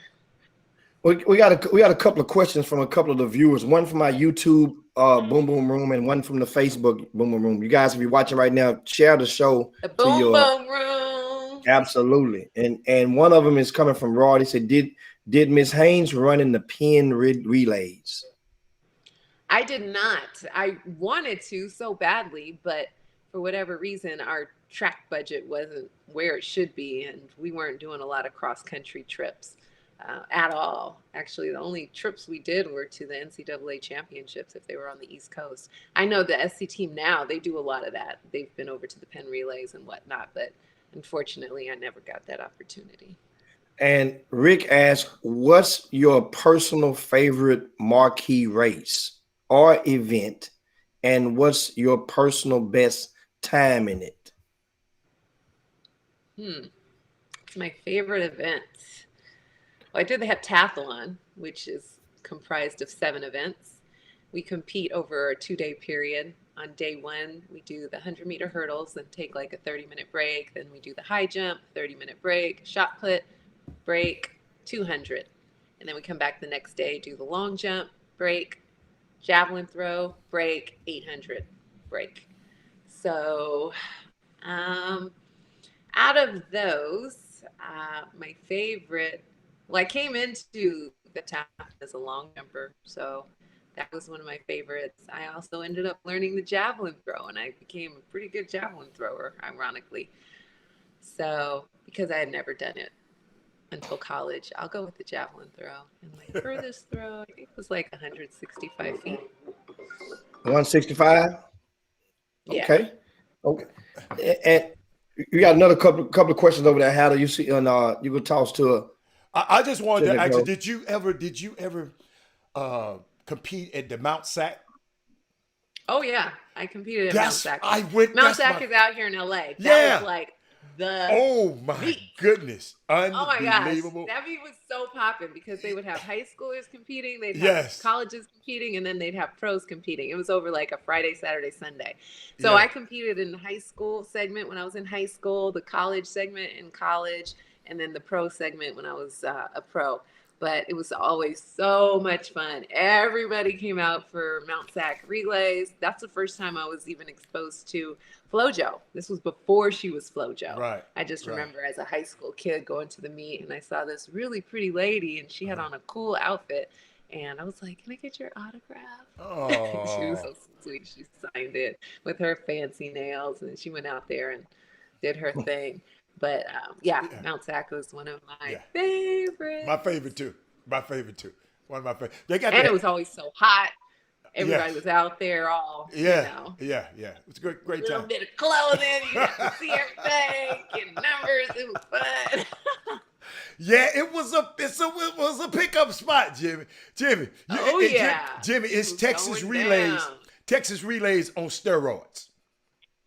Oh Okay. my gosh. It's- That's Hey, another I like. meet I Hey, always don't wanted get to it go twisted. to. Uh-huh. I like the TSU relays. Yeah. Oh, okay. I've never been to the The TSU. TSU relays. No. It Uh-huh. was. It's the urban version of the Texas relays. Oh, okay. Oh, You know. Okay. I got you. Yeah, TSU we relay. I'm not didn't back in the get to go day. to any That of was those world. I meets. mean, that was a world class event.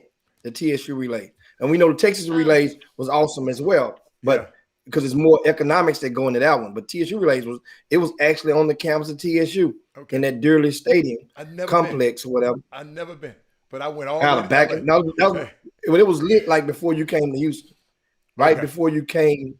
That's when the heydays of the TSU relays. No, I You know. heard about it. I just didn't never go. I mean, I didn't ever go. I was busy at Mount Sac. Me too. Yeah, but thank you so Somebody- much, Nicole. Somebody Yeah, got we another gotta get. question. Yeah, you got another No, question? we got to land the plane. We have another Yeah, guest that's right. coming But up. thank I you was so supposed to say- much, Nicole. We got another guest coming on. But thank you so much for sharing your journey with us. I mean, you really rock this Women Rock Wednesday. You really, really rock. And if whatever you know, I'm glad we didn't. You got to come back on. You got to come back on because Oh, we didn't yeah, get a chance this to is talk so about fun. to talk I about love you guys. yeah, to talk about how we related. So, so yeah, but we'll talk about that the next time you come up. But thank you so much. Tell Sydney I said hi, and I sure will. And hey, we'll see you the next time. Okay. Okay, All thanks, right. guys. All right. Wow, that's All right. crazy. That's crazy. Nicole Haynes was Absolutely. in the building. Wow, but guess what? Let me tell you something. Yeah. We got hold on. We got a powerhouse coming up too now. Like this Women Rock Wednesday, man. And the women and shout out to Coach Leah at Alex. Please. I mean, I shout out to her. She called this guest last minute. And Alex is the Institute of Arts and Academic Leadership. You can see it scrolling across the screen at Athletic Excellence. She called, I don't see how at the last minute she got this type of guest and unique guest. And I can't wait to bring her on right now. She's getting ready and she looking and I got her right now. I'm going to bring in Miss Sylvia Crowley is in the building. Hold on, Sylvia. I got something for you before. Yeah.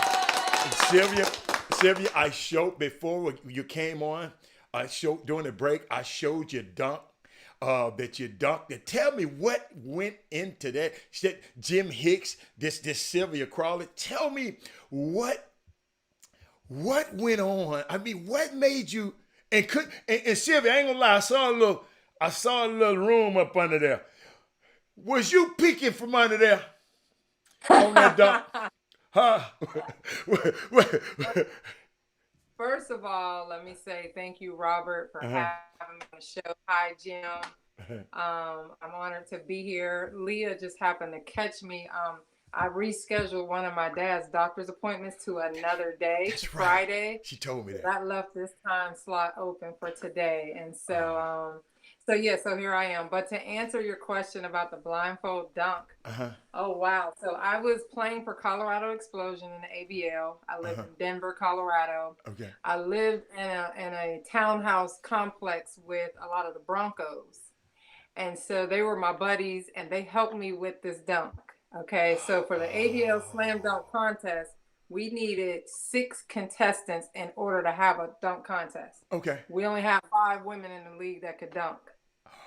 So I taught Kara Walters how to dunk from UConn. That gave us 6. Okay. And so we were able to have the contest. And so as I was practicing, the guys from the Broncos were like, okay, what kind of dunk you gonna do? You should do a windmill. And I was like, hey, I can't do that. They're like, you should do a reverse. And I was like, hey, I can't do that. Right. So what I realized is that everybody in this dunk contest was gonna do the same right-handed dunk, jumping off one leg. Like at that time, there was no Brittany Griner. Like we weren't dunking with 2 hands and stuff like that.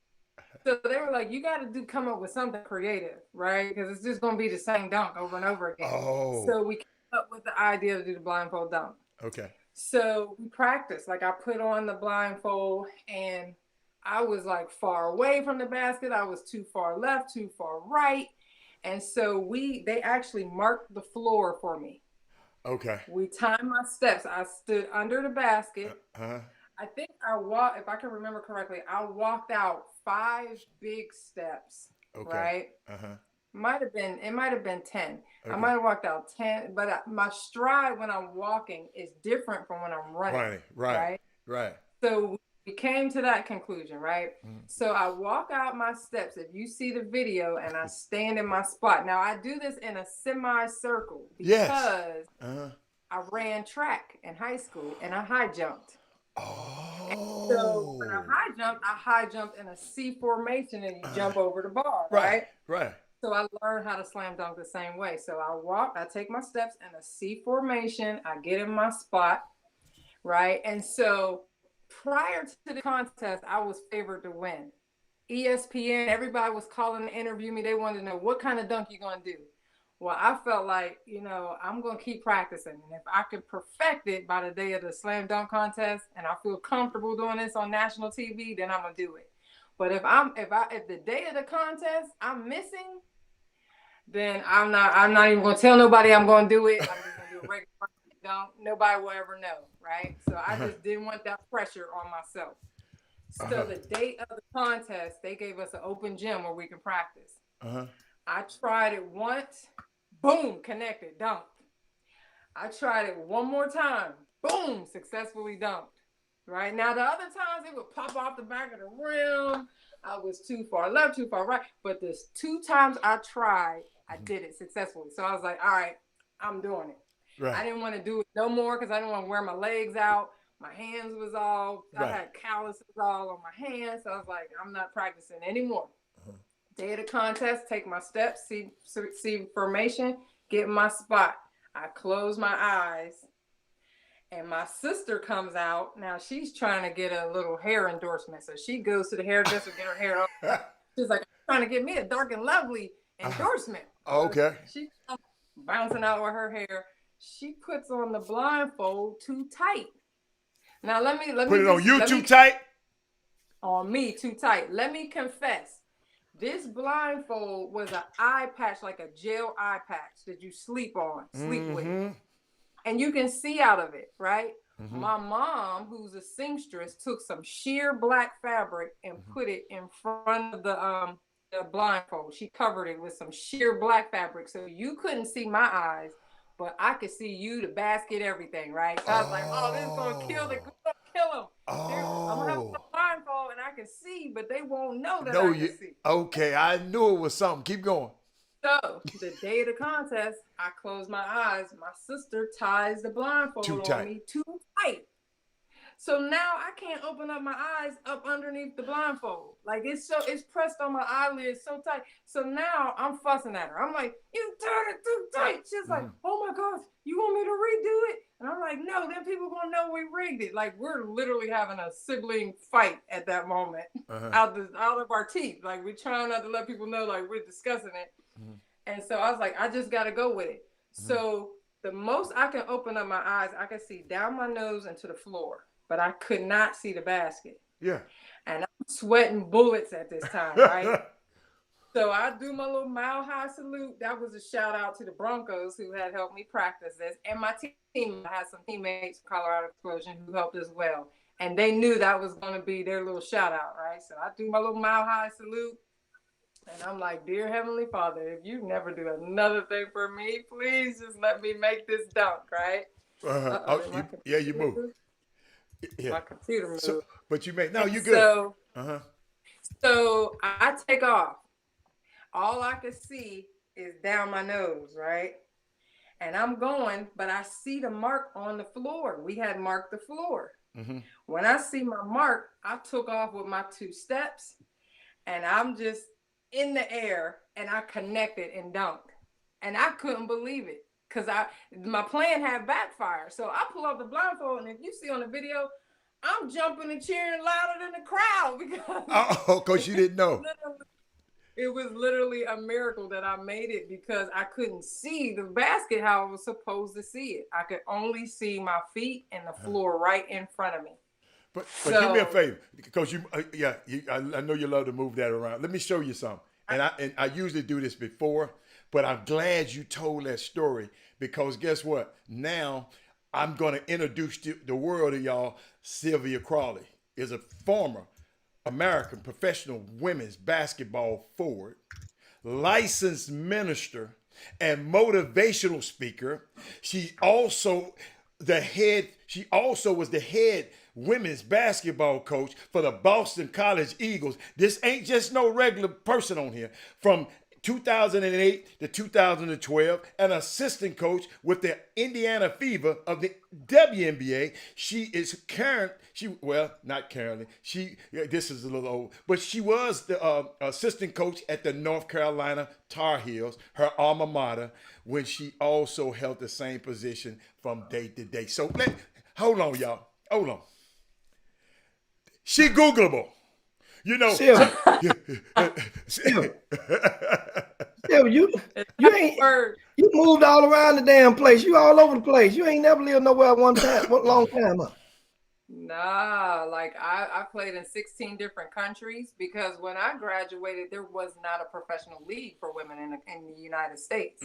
So we had to go abroad to pursue our professional careers. So I did that, and I was in Spain at the time, and I got a letter that said, "Hey, there's a new league coming, and we want you to be a part of it. Would you want the name to be ABL for American Basketball League or WABL for Women's American Basketball League?" And I said, "Well, they don't say the men's NBA; they just say the NBA." So I wanted to be called the ABL. They said, "Would you like for the rim to be lowered so that more women can dunk in a smaller ball?" And I said, "I think if you do that, people will say, well, yeah, they can dunk because the rim is lower and the ball is smaller, right?" So I said, I want to continue. There are women who are 3-point shooters who've been working their whole life on a regulation size goal and a regular women's basketball. And the pros is slightly bigger. It's an international size ball. So I said, no, I don't want to change, how we've been practicing our whole life, right? I think you leave it a regulation 10-foot goal, right? So that when the women do dunk, people will respect it.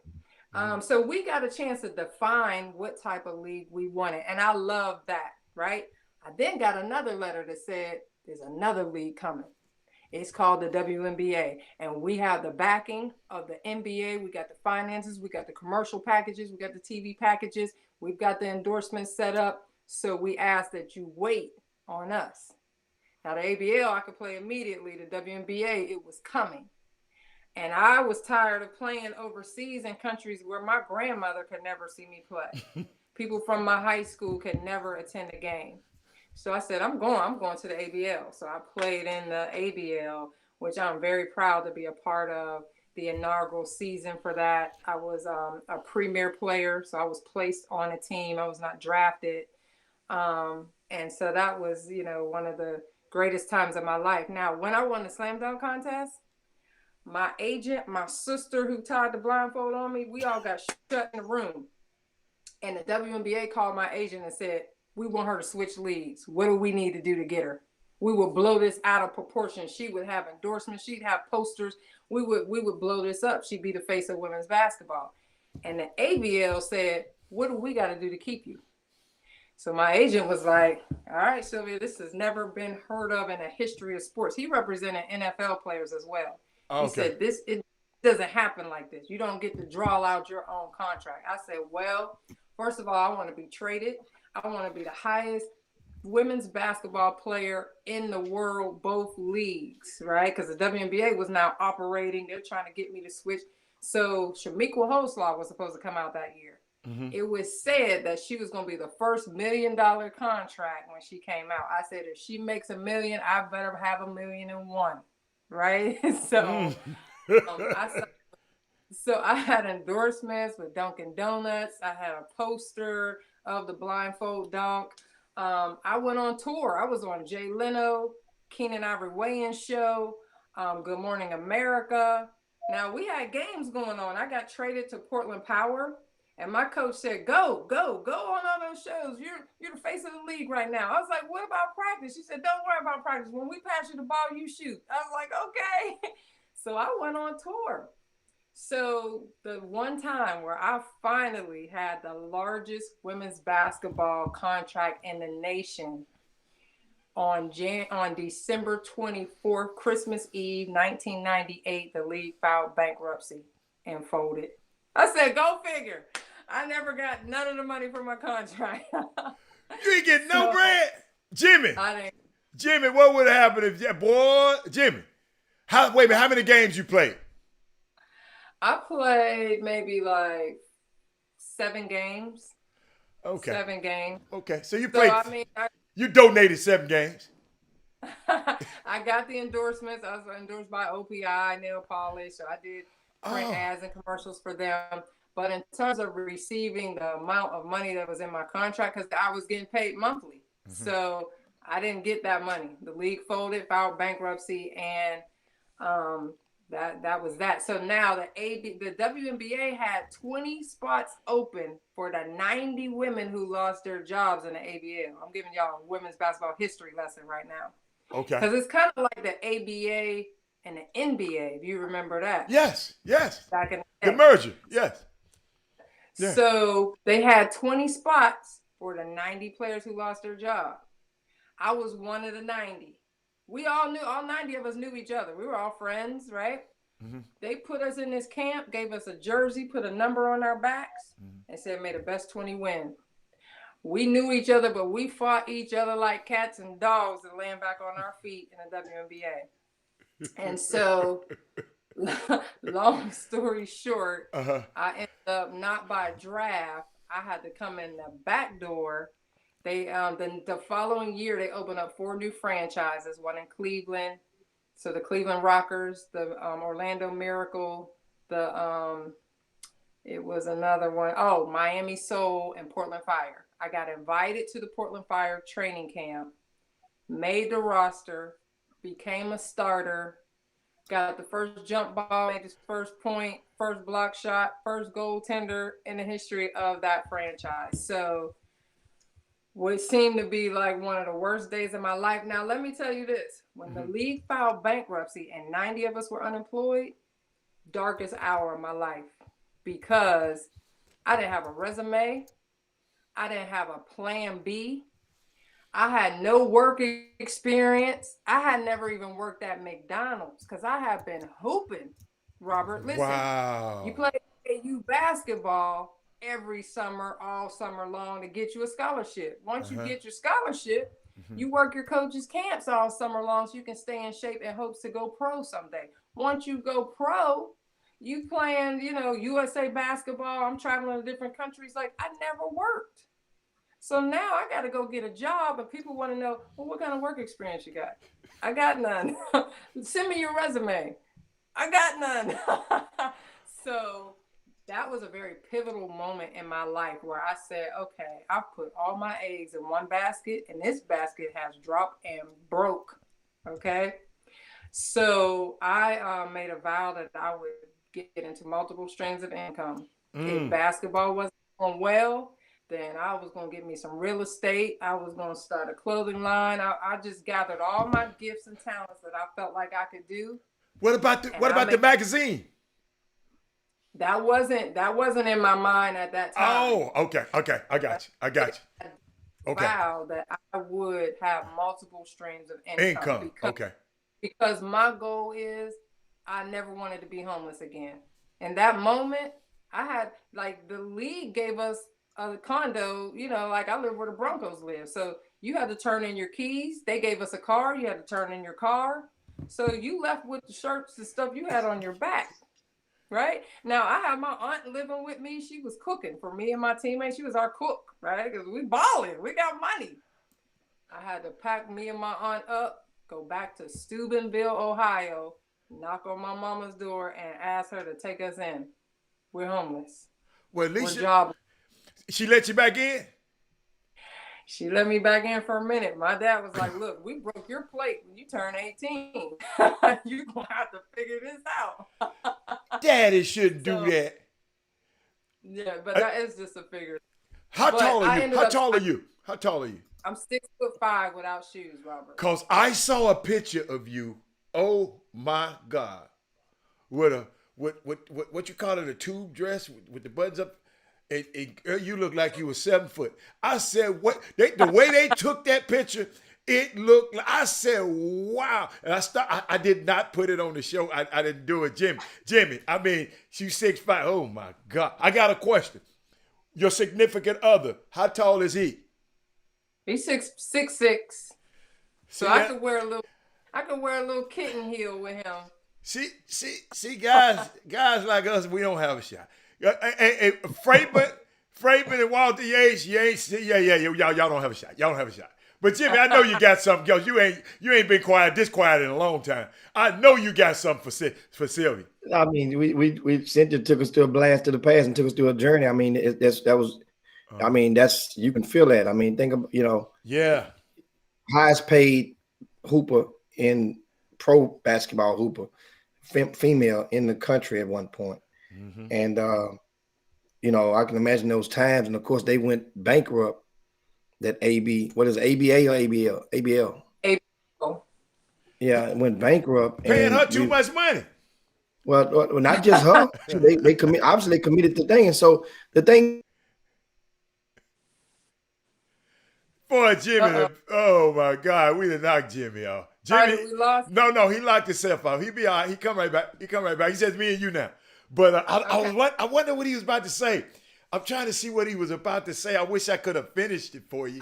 But let me say this. It wasn't that I made the league go bankrupt, because I never got the money. But I will say this. You didn't get none of the money, Sylvia. I mean, I got the months that I played. Oh, okay. I signed multi. So okay. Here's the thing. In the ABL, we got paid $210,000 a year as a premier player, right? That was my salary. That's the highest you could get. Okay. Now, depending on what draft you were drafted, the salaries went down lower and lower and lower, okay? Now, in the WNBA, the most I ever made as a starter my whole career in the WNBA was $75,000. So you see the difference in the salary. Yeah. So the women got paid. Now, granted, let me say this: the ABL season was 8 months. That's a typical basketball season. Okay. The WNBA is 3 months plus training camp. You know what I mean? Yeah. That's a gig versus a job, in my opinion. You got a part-time summer job versus a full-time basketball career. That was the difference. Oh. So because salaries were so much higher, and they didn't, I think they got kind of squeezed out of the TV packages because the WNBA had them. They got the backing of the NBA. The NBA got all the bargaining power. Like, if you don't show our women's team, you ain't gonna show the Bulls. You're not gonna show the Lakers. Gotcha. Okay. And going with the WNBA. Right. So, in terms of the attendance, we have fans in the ABL. When I tell you, there were some, the way they modeled it, they drafted players from certain colleges and put them in certain areas, right? If you played at Tennessee, you were playing on a Tennessee team. If you were Don Staley from Philly, you played for the Philly Rage, right? If you were a UConn player, they put you in New England. So now all those fans of them from college, they now naturally they're gonna move to watch their favorite pro team with their favorite college player. So it was brilliant the way the ABL set it up geographically, but they just lacked the funding. Like they couldn't sustain it because they didn't have the TV packages and the commercials to promote it. Wow. I didn't know that. I mean, as much as I know about sports, now I'm going to go and research this thing because this is going to be a topic one day. And guess who just popped up on the screen? Hey, fellas, and my dear sister, Sylvia Crawley. Thanks for peeping knowledge to the chop shop. She said, thanks for peeping knowledge to the chop shop. Yeah, thank you so much. Thank you so much, Sylvia. Jimmy, what you got? Jimmy, what was you about to say, man? And then no, I mean, she just you eating a lot over there. Why you hungry? You need me to send you a DoorDash over there?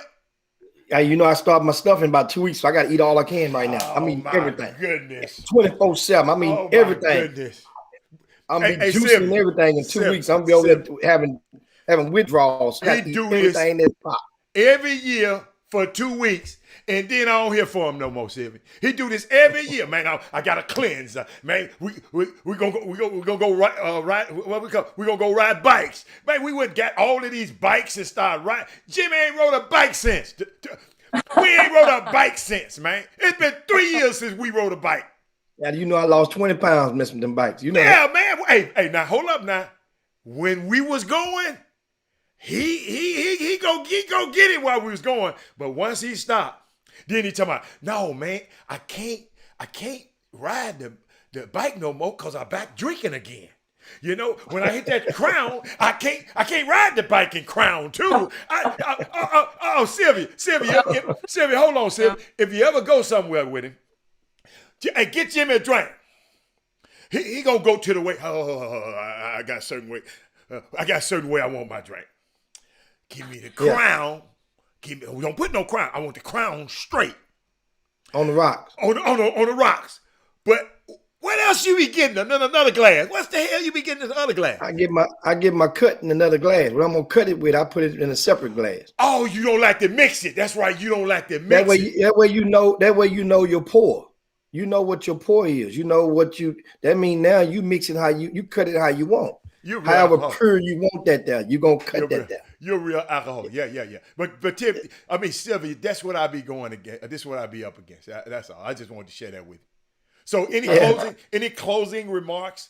I mean, because you just took me for a history. I can't wait to go back and listen to the show again.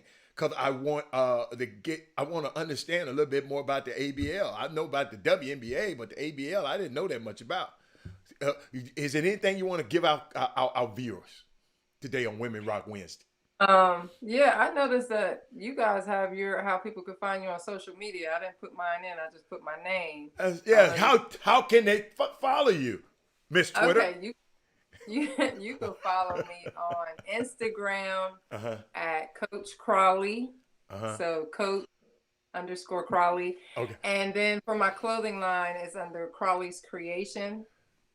So at Crawley's Creation. You can find me on Instagram. I saw that. You can find me on Facebook under Sylvia Crawley. Yeah. My clothing line is also on Pinterest, on Etsy. And you can find that all at Crawley's Creation. So that's how you can keep in touch with me, follow me. Like Robert said, Google me. I got a Wikipedia page, so everything we're saying is valid. Yeah. But I did hear Nicole when you were interviewing her before me. Oh, okay. And I want to talk about my opinion on what I think it's going to take in order for the WNBA to survive and move forward. Come on. Right? Come on with. I experienced this in college and to some degree in the ABL because we had that slam dunk contest. Like I said, there were 5 women and then we added a 6th person who could slam dunk. I think if you look at the men's game versus the women's game, the women are fundamentally sound. We can shoot the ball, we can run and gun, we could press, we pass it. Like we got high basketball IQs, right? And so the only thing that's lacking between men and women's basketball is the ability to dunk. The spectacular, like, slam dunking. Yeah. Yeah. Like that's what people love about the NBA that they don't find in the women's game, right? And Okay. so before it was so lopsided with men and women's basketball. Like the level of play just wasn't quite up to par. That was shortly because I started playing in the 7th grade. I couldn't play before then. There was no team for me to play on.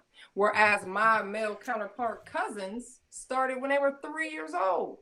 They had little leagues for boys to play, right? And if you were exceptional as a girl, they let you play with the boys if your parents insisted on it and went down there and talked to the coach and harassed them, right? But other than that, for girls, you started in the 7th grade, boys started in the 3rd grade. So by the time boys are a 7th grader, they're experienced and I'm a beginner, right? By the time to college, look how many years since they've been playing since they're 3 and now they're 18. I've been playing since the 7th grade. Now I'm in college. I'm still very raw. Whereas now girls can start earlier. You can start in a third as a 3-year-old and a 4-year-old and get on an AAU team and play on these leagues. So now the women's game, I don't want to say has caught up, but it's much more advanced than it used to be. The only thing lacking is the ability to play above the rim. Now, when I played in college, there were not 1, not 2, not 3, but 4 of us on the University of North Carolina's team who could slam dunk. We got in the layup line, back to back to back, bam, bam, bam, dunked it. I'd have blocked all 3. I'd have blocked all 4 of them shots. Keep on talking. That's the layup line.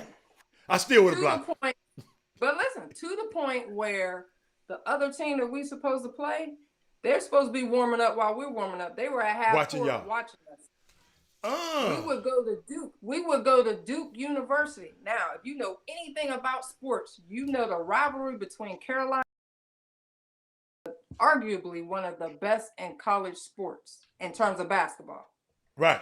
We would go to Duke, and the Duke fans who normally talk about your mama, your daddy, your dog and cat because they had Googled it, they were saying, Crawley, dunk it.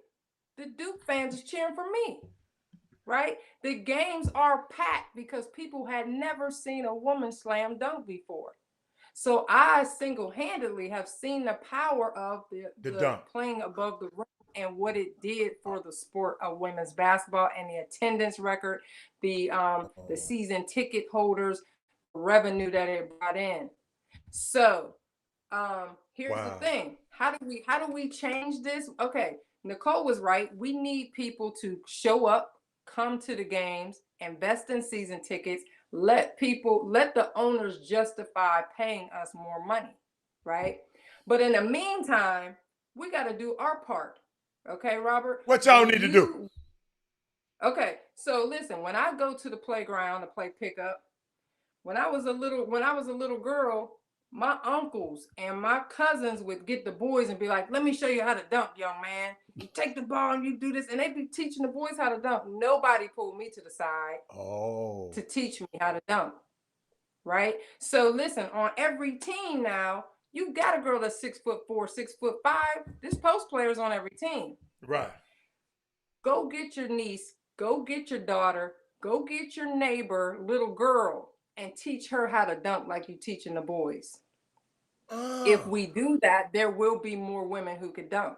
I just so happened. How did I know this could happen for me? I have a cousin who was the first woman to ever slam dunk in the game. Google her, Georgianne Wells. She didn't get credit. She played for West Virginia University. She dunked twice in college in 84 and 86. Okay. So I had her poster on my wall as a kid, and I knew that it was possible for a woman to dunk.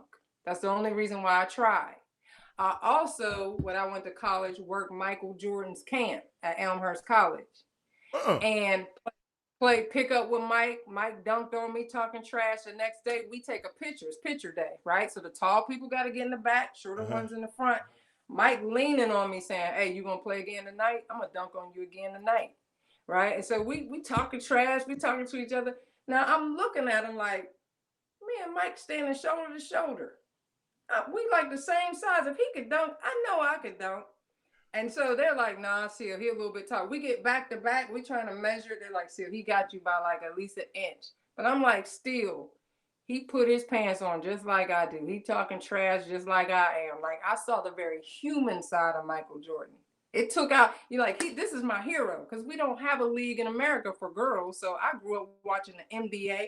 Michael Jordan, he went to Carolina. I went to Carolina. So I'm like, if he can do it, I know I can do it. So I set a goal that year. I was going to learn how to dunk, and I did it. I spoke it. I spoke at the mic. I said, if you can dunk, I know I can dunk. He said, yeah, I'm going to dunk on it again tonight, right? So it took for me to have a brush with greatness, like just rub elbows and shoulders with Michael Jordan and have a cousin who did it. And then I knew it was possible, despite nobody pulling me to the side and say, let me teach you how to dunk. I did have coaches at North Carolina that once I tried, they were like, you taking off too soon. You can't palm the ball good enough yet. Your leg's not quite strong enough yet. So I went back to the weight room. I'm digging in buckets of sand to get my fingertips strong so I could palm the ball. I can palm the ball so that when I turn it over the rim, I'm still palming the ball. You can palm the ball? Yeah, you got to be able to palm the ball to dunk. Otherwise, you got to have incredible hops to just throw it in, take it up like this and just throw it in. So, yeah, digging in buckets of sand, getting your fingertips strong so that you can palm the ball, hold on to it, turn it over the rim, right? And still connect on your dunk, right? Pull it back. So there was somebody teaching me every little step, just like they taught me how to play basketball. Girls are very mechanical. Like I couldn't just in the air make up a new move. I was taught everything that I did. So moral of this story, go get your niece, go get your daughter, go get the neighbor, teach her how to dunk. Get her with a jump rope, get her jumping so that she can elevate her vertical jump. Because the way you learn how to jump, the more you jump, the better you get at it. It ain't really no secret recipe. I mean, I lifted weights, but it just was the more I jumped, the higher I learned how to jump. Just a lot of jumping. Right. So to me, I think we've tried everything. We tried to make the women look more feminine. We tried a bodysuit. In Australia, they wear a unisuit, right? Because they feel like volleyball is good because they got these tight shorts on and men can look at their butts, That didn't work. We tried everything. They've had commercials for the women. They put the game on TV. Right. Why hasn't it turned the corner? Like the WNBA technically. Come on now, Sylvia. You know why, Sylvia. You know why. Why? Why, Jimmy? Why, Jimmy? Jimmy, why? Jimmy, land the plane and tell us why. Because we got to get out of here. But I mean, first, in order for that funding and that support is going to come from, of course, from you said doing your part. Females would have to become all in and behind y'all. Because if the males have to become all in and get behind y'all, the males prefer looking at track and field, looking at girls in the soccer. They prefer girls. So they're looking and that's just the nature of the beast. For them getting behind y'all with that. The guy that plays ball normally loves to watch ball. The guy that plays ball normally likes the cheerleader. He ain't normally liking the hooper. Now, don't get it twisted. There's a lot of ball guys that like ball girls. There's a lot. Yeah. That's a lot. But that ain't common. In high school, sure, you got the love and basketball story. You can think of one on every block.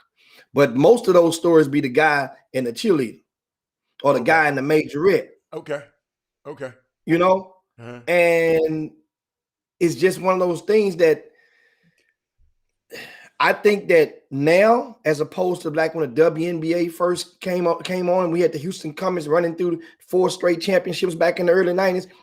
I think that now with the movement that's going on now, and if the WNBA, the Houston Comets was taking place, was still in existence right now, they would thrive because now they have another market that they can tap into. That was back in those days. That was kind of like taboo. It was still in the dark. It was still what they call in the closet, and that ran a lot of the families away. I know in Houston, I'm talking about in the Comets. That was no doubt about it. They sold, and of course, the owner sold them to another guy, but that's a whole nother story. But the thing is, a lot of families that would go to the game did not feel, they felt some kind of way about watching women holding hands when they walk in the game. Okay, yeah. Now, that was back in the 90s. It's happening now. But it's wide open now. It's more accepted now. Okay, Ain't nobody looking twice now. Okay. Nobody's covering their kids' eyes and they see it happening right now. That's so common right now. Because it's on TV. Every other sitcom you got, they insert a narrative about two guys now. Not even just two girls. Two guys. Yeah. On every other show. That's right. So it's more. So I think that's the market of support. If they got behind, I'm talking about like the collection of it, the whole organization. We endorsing WNBA. We endorsing it, but that ain't really just happen like that. And they support their money behind it because they are they meaning members of that community. Of that sorority and fraternity, of that, you know, they are in those positions in the corporate America. Oh, yeah. To make the decision. Yes. Yes. Yeah. So that's the tap in. Now they are. Yeah. Now they are. Yeah. Now they are. Yeah. So let me say this. So you're basically saying that the women were not feminine enough to draw in the male ownership and dollar, is what you're saying. But despite the fact that you got players who got babies in the WNBA, you got players like me who play just like you see me right now with my hair just like this and my lipstick on just like this. But you are outlier. Huh? You are outlier. All them girls didn't look like you. But listen. Why should I have to wear a unisuit and tights and show my body for you to appreciate my craft? That's what I want to know. Like that's the. I didn't say that. Because in sports, you're taught to be aggressive. Like you're taught to hit somebody before they hit you. You know what I mean? So the girls, yes, they're aggressive, they're tough, they're rough. And so now you're telling me when I'm being aggressive and playing my sport, now people don't want to see I don't me. think it's the aggressive part, Sylvia. Some of them just don't catch your eye. Jimmy, what you be saying, Jimmy? What you say? You know I'm trying to be because I don't want. I mean, some people just don't. I feel what you're saying. Come on, man. I mean, you know what? We support guys support it, like in the city again. Back, like I said, when the Comets were winning, it was a different era and different dynamic, but they were so widely accepted by the guys within the basketball circles. They meaning the Houston Comets. Monica Lamb, Kim Perot, when she was the point guard. I mean, they had street cred because they also went down to where the pro-am was held, and those girls was not hanging out there, and people, they were like the fellas. They were the fellas. So then you had girls like Donna Roper that played, that she was everybody knew her. Now Cynthia Cooper, then Cheryl Swoops coming out, Tina Thompson coming out. They had street cred, so guys supported them. But then that ain't gonna do. That's a relation, a pre-existing relationship that was accrued in your personal time as a result of who you were. You were already celebrity, so then you came down here and you validated the hood card, and the hood supported you. But the hood ain't corporate America, and everybody knew what certain of those women. Everybody knew how they rolled. Like the guys, the fellas, but we didn't look at them like that. But it takes for a person to know you to not look at you like that. That's how it is in life. But I just think that, and the WNBA has made progress. Remember, they've gotten pay raises recently, and they're going in a direction that's on the uptick.